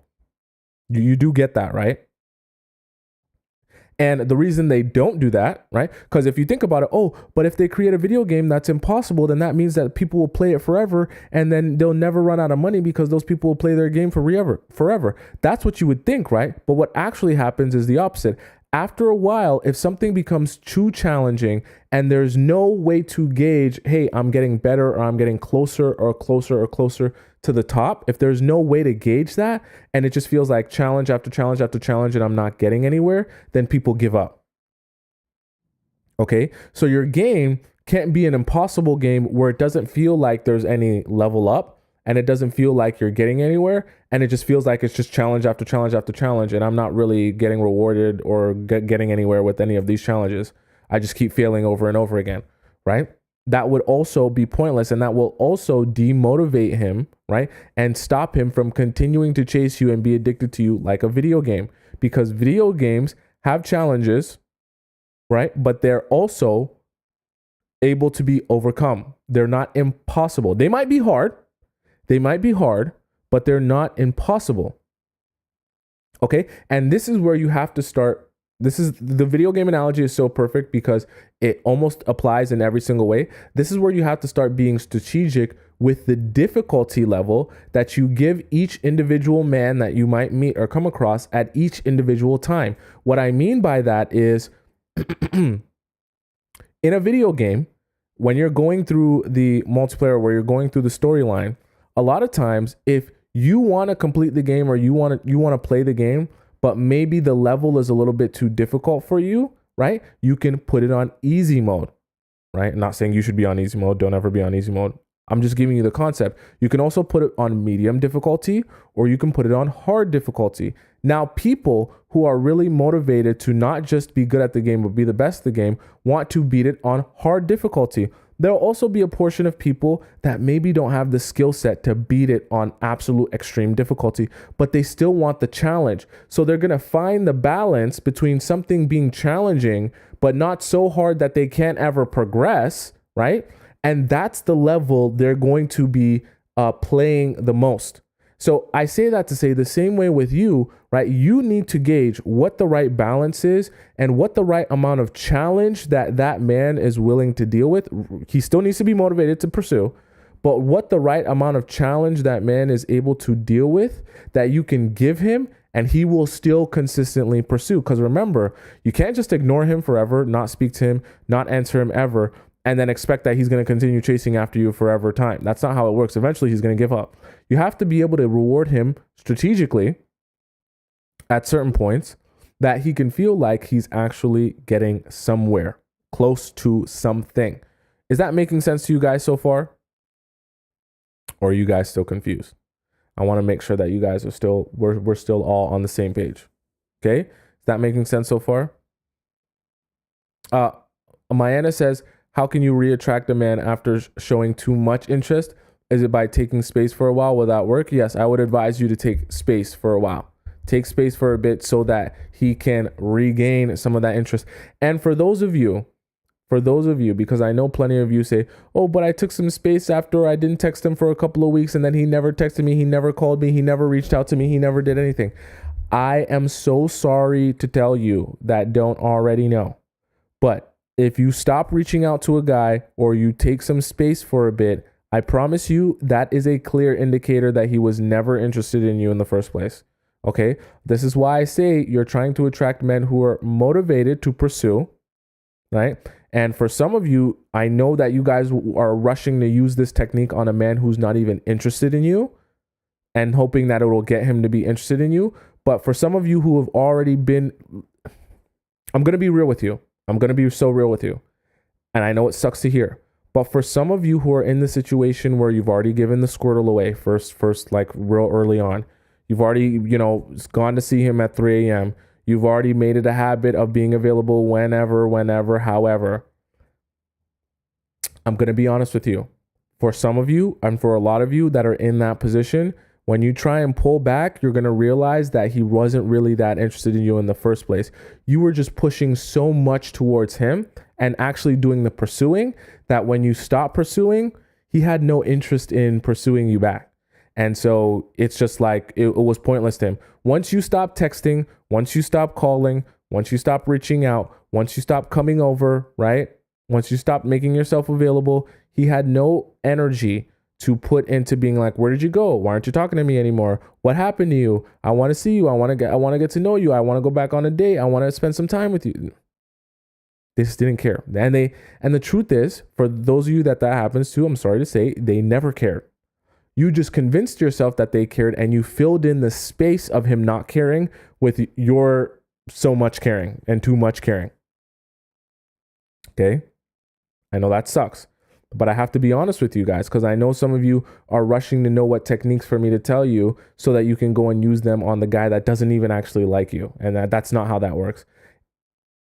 Even though that sucks, right? The positive side of that is, now that you're learning this in your new relationships, you can take that and use these techniques at the very start and get what you want out of the relationship. Okay? Right? But for those of you who are already in a situationship that's, gone downhill, you've already given everything that he could ever want from you. You've already made yourself readily available to him all the time. It's going to be very tough to reverse that now, because it's kind of like someone who allows you to disrespect them all the time. And then one day they just walk into the house and they go, I demand respect around here. You're going to be like, sit down, stop making noise. I don't have time for this. Right? They're not going to take you seriously. Unfortunately, that's why it's so important that you need to remember not to allow your emotions to sabotage your ability to get what you want out of that man. And what I mean by that is, don't allow your emotions to have you being the one pursuing him, you being the one chasing after him, you being in fear that he's going to leave, that you're doing everything to try to keep him there. Right? And then down the line, you're in a relationship with a guy who doesn't really care about you, doesn't really miss you, doesn't really want to be with you, isn't really even interested in you. Okay, excuse me. Okay, very, very important. You have to have that challenge. That's why challenge is number 4. Challenge and reward go hand in hand, but they're so equally important. If you don't have the right amount of challenges, you make things too easy for him. You allow him to see you anytime he wants. He can pull up on you at 3 a.m. He can get Squirtle whenever he wants. He can get Squirtle on the first couple of days that he meets you. All of that stuff is very bad for the psychology of the relationship and the psychology of him being able to cheat. Truthfully, under these circumstances where you're giving your Squirtle away right away, you're making yourself available to him all the time, you're doing whatever he wants all the time, you're not standing up for yourself, you're not setting boundaries, all of that stuff, you're literally creating an environment that makes it impossible for him to chase after you. Impossible. Impossible. Okay? He cannot. Because how can he desire you? You're pursuing him. How can he chase after you? You're chasing after him. Right? How can he want to spend more time with you? You're spending every second of the day with him. You're never even giving him a break from you to miss you. Like, some of you guys have this idea he's supposed to miss you, and you're literally trying actively to spend every waking moment of every single day with you or with him. How can he miss you when you're literally right there next to him, staring at him? How is that possible? Like, the only way for him to miss you, care about you, want to spend more time with you is for him to feel like he's not spending enough time with you. Okay. And one really great example and one really very important technique that I want all you guys to be using as it relates to not making it too easy. Please write this down. Please listen to this. Please screen record this. Whatever you got to do to keep this information here with you. Very, very important. One thing I want you guys to be doing as it relates to not too easy, not letting things be too easy. Please take a note of this. When you hang out with him, whether it be on a date, whether it be if you're at his house, I hope you're not at his house. If you're at his house, if he's at your house, wherever you guys are hanging out, I want you, whatever the planned amount of time is that you guys were going to hang out for, I want you to cut that short by about 20 to 30 minutes. Okay? I know it's going to sound super ridiculous and super unnecessary and super gamey, like you're playing games. But I'm telling you, especially at the very beginning, right? And at the beginning of the relationship, it will be good for you to cut these hangouts short so that you leave him wanting more of you. Okay? You never want, especially at the beginning, you do not want him to ever feel satisfied and satiated from a hangout with you. I know it sounds weird. He should feel good after he hang out with me. No, he should leave hanging out with you feeling like that wasn't enough time and he wants to hang out with you more. Why? Because the first thing he's going to do when he feels like that is he's going to text you and say, when's the next time we can go out? When's the next time I can see you again? When's the next time we can go out for coffee or go out on a dinner date or go out here or do this, right? You want him to be in that chronic state of, I need more. I didn't get enough. Oh, I need more. I wasn't enough, right? Because the moment you put him in that state of, yeah, I saw her, I'm good off of that for a couple of days, that means you've gone about this wrong, right? That means you've gone about this way wrong, because he won't be thinking about you for the next couple of days because he's so satisfied with what he got from you. That's why these guys go on a date with you, then they sleep with you on the first night, and then they don't text you for a couple of days, if that, probably a couple of weeks, because they're good. They got everything they wanted from you. There's nothing more that they're seeking. There's nothing more that they desire. There's nothing more that they want to chase after. Cool. I have no reason to talk to you. I don't have any reason to message you. I don't even have a reason to be courteous or nice or kind or pretend like I care. I'm super good. Up until I'm H'd again, or up until I feel like utilizing you again, not going to message you, not going to call you, not going to pursue you. Right? Meta said, that's why I don't like long dates. Guys, I know that some of the stuff I say sounds super ridiculous and super unnecessary and super gamey and schemy, but life's a game. And do you want these guys to, I said, how to force him to chase you. I didn't say how to, be nice and kind and be, a bundle of joy. Okay. I said how to force him to chase you. Okay. So that you're going to have to use some techniques that might not be for the weak stomached. Okay. And that's one of the really good ones.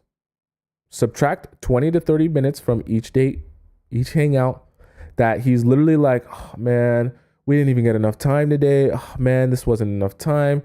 Oh man, I feel like I need to see you more. Right? That is always good for him to feel like that. Open says, would I advise sleepovers? No, not at the beginning. Definitely not. Do not. Dates and staying overnight, no. Because what happens is there's the feeling of the euphoria of spending time with you and being around you, and it's a really good, like, fun vibe. But then what happens is, first of all, you're putting yourself in a bad position, because if you're not trying to give away your Squirtle and you're sleeping in a bed with him, you're making it that much harder for yourself, because you're making it that much easier for things to happen and transpire. You understand what I mean? It's very easy to not give away your Squirtle to a guy if you're not spending any time in a bed with him. Do you understand what I'm saying? So also make it easy for yourself, where you don't have to make a decision that's super hard or super stressful, because you've put yourself in a place of temptation. So that's number one. Number two, as it relates to staying overnight, the problem is, by the time you finish that date, the high of being like, oh, I enjoyed my time with you, kind of wears off, and now we're just kind of spending downtime together. And so it stops being so magical when, he falls asleep and then he wakes up and you're kind of still there. Remember what I said, all the time you spend with him is less time that he can miss you. And the more time he spends missing you, the more energy he spends missing you, the more he's going to try and pursue you. Okay, so him going to sleep and you're there, he wakes up and you're there, you guys went on a date last night and you were there. It's kind of like you're just like dwindling down, like on this path of, the moment, like I say, the moment you start going into higher quantity of hangouts, you immediately start going into lower quality. It's just that's unavoidable. So that's why you want to keep that as balanced as possible, especially at the very beginning, because if you just right out the gate, you start going high quantity, you're going to be steeping down into low quality very, very quickly. And the faster you steep down into low quality, that's when he starts to say, oh, you're just chill. Yeah, you're just a vibe. I love just vibing with you. I don't really have to stress out. I don't have to think about too much, right? It's just chill, right? Because you hang out all the time, but you don't really do much. You don't really talk about much. You just kind of hang out and just kind of exist around each other. And that's a problem. Chill is not very good. Okay. You don't want to be the chill girl. Same way you don't want to be the fun girl. Don't be the chill girl because he doesn't feel anything for the chill girl. He's indifferent about the chill girl. Okay. So not too easy. So number one, we had the analogy, the concept of the video game. Number two was the reward system. And number three was scheduling. Number four was don't make it too easy. And number five, we have level down. Okay. Level down. Now, this is so important because as you create these reward systems, as you create these challenges, you also need to be cognizant and aware of when he does something that is not in line with what you want or what you expect from him. This is why I said it's so important to create your wish list, because you have to know what you expect and you want from a guy and a man that you're in a romantic relationship with. Because as soon as he starts shifting his energy and his actions into a place that is not what you want and not what you're looking for, you need to begin leveling him down like a video game. Okay? Like a video game, right? If he does not complete the challenge the way the challenge is meant to be completed, or he fails or does the wrong thing, right? Or he doesn't follow the instructions, level down. Challenge, mission failed. Okay? Minus 1,000 points. Okay? All that good stuff. The reason that's so important, and I know this is going to sound super bad, super wrong, super inappropriate, you want that man to have fear. I know that sounds weird. Okay? You want him to have fear and be in fear. I'm not talking about like he's got to be like, oh my God, like in fear, like, oh my God, he's scared you're going to hit him or something, right? You want him to have a healthy amount of fear that if he does not do the right thing, there will be consequences. Okay? And remember what I said, the reward is the access to you. So what do you think the level down is? Less access to you. Okay? He's got to feel like he's leveled down in your books, in your eyes, in your world, that his actions have made you less important to him, less of a priority to him, right? That maybe someone else might take their place. Maybe someone else might come along and be more of a priority than even them. Okay? Not saying you got to cheat on your partner. I'm not saying you got to do anything crazy. But what I am saying is it is so vitally important. If you want a guy to be addicted to you and chase after you, there has to be a healthy amount of fear that he feels, if I fail this, right? If I fail this, I'm going to be demoted. I'm going to go down some levels. This is going to be very bad for me. Because that fear will get him to focus in and concentrate on doing the right thing in exactly the right way that he can continue to level up. Okay? That fear that he'll fall behind, that fear that other people will beat him out, that fear that he'll no longer be the best or the most important or the number one is all good, healthy fear, because it forces him to do the right thing or else. And not just men, we all need to have healthy fear towards our partners. The problem is when you have that fear within yourself and you're in fear of that man leaving you and not wanting to be with you and not wanting to be in a relationship with you, right? You don't want to do the job of giving him any fear that you would want to leave him, because you're so scared if he feels like you want to leave him, then he's going to leave you. And so you do everything you can do to make him feel like, oh, I want to be with you so bad. I want you so bad. I'll do anything so bad. Like, please just be with me, right? And you just become the ball of neediness and desperation. Okay? And we don't want that for you. Babs Ab says the balance is really hard though.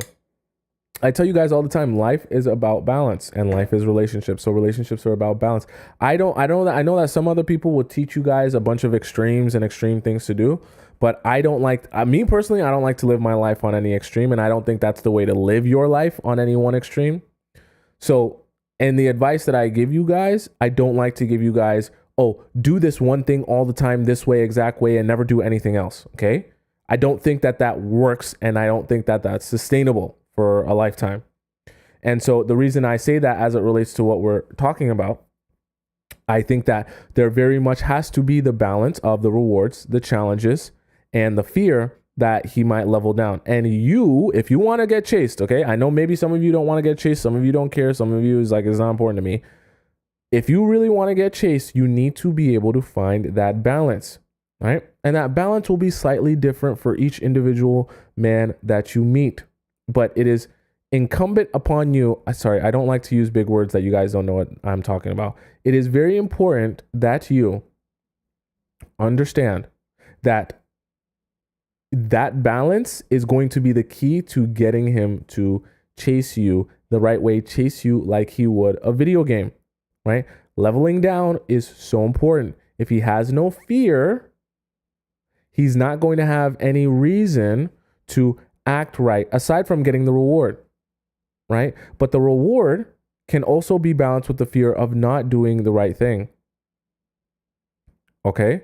And that balance in the between those two things, between the fear of getting leveled down and the positive emotions that you can get from being rewarded, in between that balance is where people act how they're supposed to act and do what they're supposed to do, right? And treat you how they're supposed to treat you and chase after you because they want that reward, but they also have the fear that if I do the wrong thing, then I not only will I not be rewarded, but I'll go a level down. Okay? That's why it is so important that you have all of these. So first was the concept of video games. Number 2 was reward system. Number 3 was scheduling. Number 4 was not too easy. And number 5 was level down. Now, do you guys have any questions about what we just discussed today in this show? I want to make sure that we're all on the same page.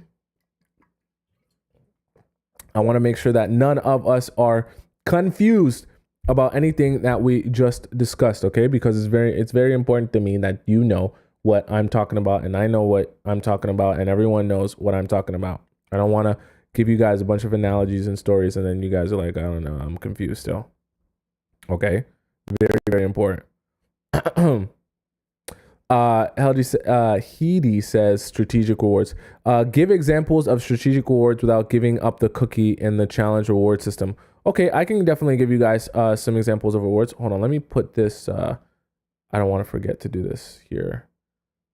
Let me put this where it's supposed to go. By the way, if you guys want to join my Discord, I have created a Discord for all of you beautiful people that you can join, talk to me, and talk to everyone else. I created the Discord. You can go in. I fixed the link, so you can go into the link in my bio and you can join the Discord. I'm going to put the Discord into the chat room. And for those of you on TikTok, it's available in my bio as well. So, but as it relates to the reward system, that you guys want some examples. So I don't know if you were here earlier, but I gave an example of, let's say a man, you come back home. Let's say you came from a 12-hour shift. You got, a big test to study for. You didn't get a chance to clean the house or anything. Maybe you and your partner had a big party at your place the night before. You come back from a 12-hour shift. And when you walk in, the house is spotless. He's running you a bubble bath. He's got your notes laid out for you and everything. And so that you can have easy time and relax a little bit, knowing that you're having a really stressed out, period. Let's say he does that for you. An example of a reward without giving away cookie would be for you to take it as seriously as you would if he cheated on you. So what I mean by that is a very great way to reward a man is by feeding his ego. So if he does something that's in line with how you want him to act or the man you want him to be, right? Make sure you take it so seriously in acknowledging how amazing he is and how much you appreciate him for what he has done for you and for solving your problems. Okay? Men love being problem solvers. They also love feeling like they're capable and strong and intelligent enough to take care of you. So when you make it, and when I say make it a concentrated effort, I literally mean put the phone away, like tell him, I want to have a serious conversation with you. Put the phone away, Put the iPad away. I'm an iPad kid. Put the iPad away. Turn the TV off. Look me in my eyes. No music. Look me in my eyes. I want you to know I appreciate you so much for what you did for me last night. The fact that you, and then mention everything that he did. He cleaned the crust off the counters. He mopped the floors. He cleaned the ceiling. He fixed the glitchy light. He cleaned your underwear that was smelly. He did everything that you never even asked him to do. And how much you appreciate him for that, and how much of an amazing man he is to you because of how well he takes care of you. Literally, just think about it. Just make him feel like the man. You should know what I mean when I say make him feel like the man. Talk like he's the man. Appreciate him like he's the man, and take it seriously. And what I mean by take it seriously is, don't just say it when you guys are watching Love is Blind on the couch, casually, and be like, "Oh, thanks for the bath last night." That's not the reward. Okay. Make the reward intense. Make him feel it. Make him feel like he did something, right? Make him feel like he accomplished something. When you feed that ego properly, that is the best feeling, because that releases that dopamine response. Like, oh my God, you think I'm the man, yo? Like, I really did that, yo. Like, my girl, yo, the way I be taking care of my girl, yo, nah, these they ain't got a chance with me, type, yo. I'm type different type shit, you know what I'm saying? Like, right? Like, make him feel good about give him a positive experience for doing that thing for you. Okay, that's a great way to reward a man when you see him acting in the way that you want him to act. That doesn't require you using your hands or the in between your legs or your mouth, or for some of you weirdos, your feet. Okay, it doesn't require you to use any of that in order to reward him, and you can still get what you want, right? Which is to get him and inspire him to chase you. Right? Courtney says, yes, but we also don't want to start feeding oxytocin. You have to understand, like, that's what relationships are, right? Like, when you love someone, you're with someone that you love, you're releasing a bunch of positive chemicals. Guys, I'm not a scientist and I'm not a neurologist, right? But just the concept, right? The basic concept, like, when you're really in love with someone that you really care about, right? You're releasing a lot of positive chemicals in your brain around them because you're into them. Right. And so when you are in a relationship, you can also be strategic about how you give that person that. Okay. It's the same way, like I said, you treat a dog, right? You give a dog treats when the dog acts right, and the dog makes the connection that, hey, when I act right, I get treats. So I should act right more. Right. Elise says you shouldn't do it to any random guy. No, I agree. Don't just do it to random men. I'm talking about the men that you're actually trying to get to pursue you, and pursue you in the right way, consistently, all the time. Right? And Light Knight says, I've done most of these points and they work very well. I'm glad you did. I'm so glad you did. I'm so glad you did. I'm so glad you did. Is the third date a good stage? Let me see what she said. It kind of disappeared on me. Is the third date a good stage to reward a kiss? Is that too soon in the reward system? I would say, as it relates, I know you guys all want me to tell you exactly how to live your life. I would say in the reward system, me personally, I think there's nothing particularly wrong with a kiss on a third date. However, you need to be very cognizant. I don't want to use the big word. You need to be very understanding of the circumstances under which the dates are coming from, and also be honest with yourself about the effort required on each date. Because the reason I say that, and the reason I want to qualify what I said with that, is that I don't want you guys to get the impression, oh, I'm just waiting for the third date. So whatever the 3 dates are, I'm just waiting for the third one and then I can kiss him. Because if a guy asks you on 3 dates at his house and you sit on his couch and watch Netflix, and then you're saying, oh, well, it's the third date now, so I can kiss you, you're not doing it right. You understand what I'm saying? You need to be focused on the quality and the amount of effort it takes on each date, right? To plan and to get there, to really be more of a gauge on whether or not he's earned whatever it is you're rewarding him with. Okay. That's the only reason why Elise says use big words will be fine. The only reason is not because I think you guys are dumb. That I don't want to use big words. I just know when I'm explaining stuff, you guys are really trying to understand it and grasp the technique and grasp the idea. And so if I use, too many big words, not that I'm any smarter than you, but sometimes we don't all know every word in the English dictionary. So if I use too many big words, some people are like, oh, but I don't, what do you mean? I don't get it. I don't understand the concept. And then because they don't understand what I said, they're like, I don't get what you're trying to say. So that's why I try not to overload it with like words that most people wouldn't use in casual conversation. Okay. Now, because you guys are dumb, you guys are very smart. But that's why it's so important to make sure that you're doing that. Okay, you don't want to end up in a situation. This is all about trying to create an environment that breeds chasing, breeds addiction, if you want to call it, right? Make him addicted to you. It's possible. It's possible. Early on, does appreciation seem fake? No, I wouldn't say appreciation seems fake, but you also have to be mindful of be genuine with it, right? Be genuine with your appreciation and make your appreciation in congruence with in just like proper relation with whatever it is that you're appreciating him for and the timeline of that appreciation. Because obviously like appreciation is going to look different on a first date than it does in 2 years into a relationship. Like, so do what actually feels genuine. When I say show your appreciation boosts the ego, still make it actually feel genuine to you. Don't just go overboard, because when you make it overboard, it's going to seem fake, right? And you don't want it to seem manufactured and fake. You want it to be genuine, but just make sure you're actually putting the effort in of being like, okay, I want to make sure he understands how much I appreciate him. So I don't want there to be any distractions when I appreciate him. Just think about it. The same way you would address a situation if you caught him cheating and you'd be like, phone off, TV off, sit down with me. I want to have a conversation with you. This is very serious. Is the exact same approach you should have when you reward him. Because that amount of seriousness you bring to that of like, I want to make sure you understand how much you're appreciated will actually make him feel appreciated, right? Because he knows that the same amount of effort and words and concentration and focus put on the things that he doesn't do will be put on the things that he does do. I'll give you guys a quick pro tip.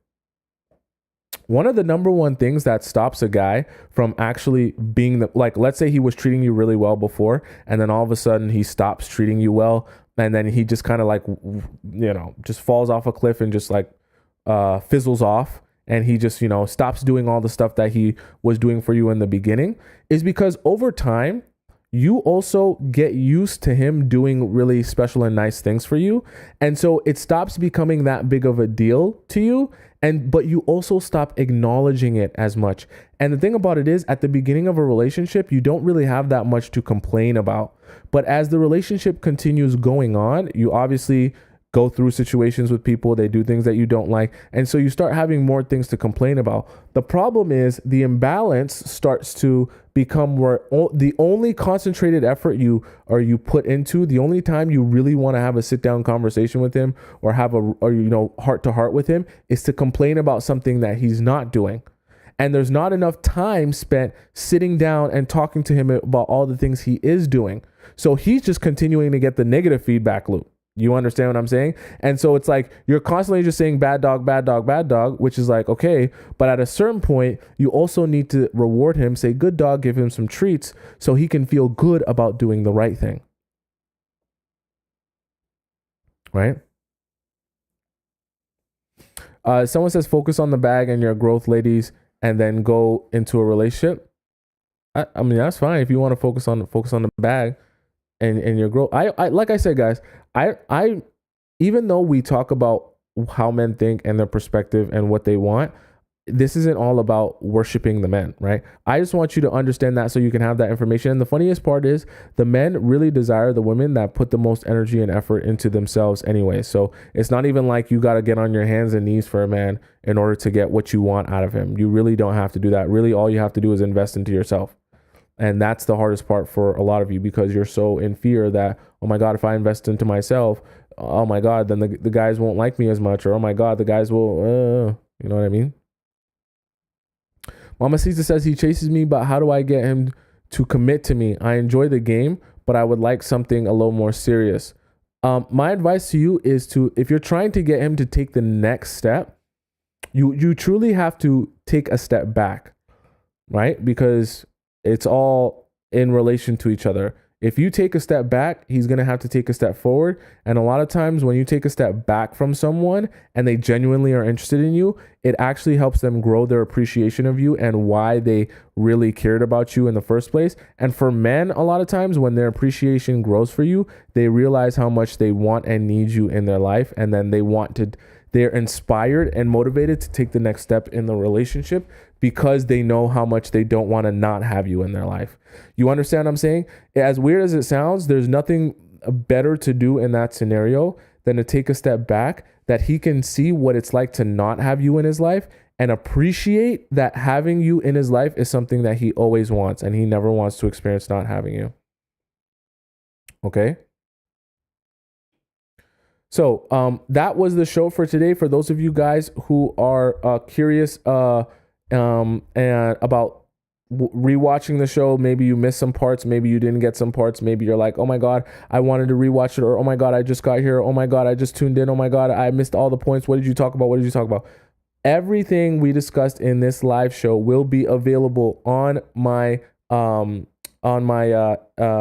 page in the live section. Just go to the live section and then you can rewatch the live in its entirety. It will be available literally as soon as I end the live stream. So don't think that you have to wait for anything to upload. It's already there for you, available for you to watch. If you have a situation that you want me to answer, please go into the Discord so that I can answer your situation. I get so many messages on Instagram and TikTok, and I do answer some messages on Instagram. Trust me, I still answer some messages on Instagram.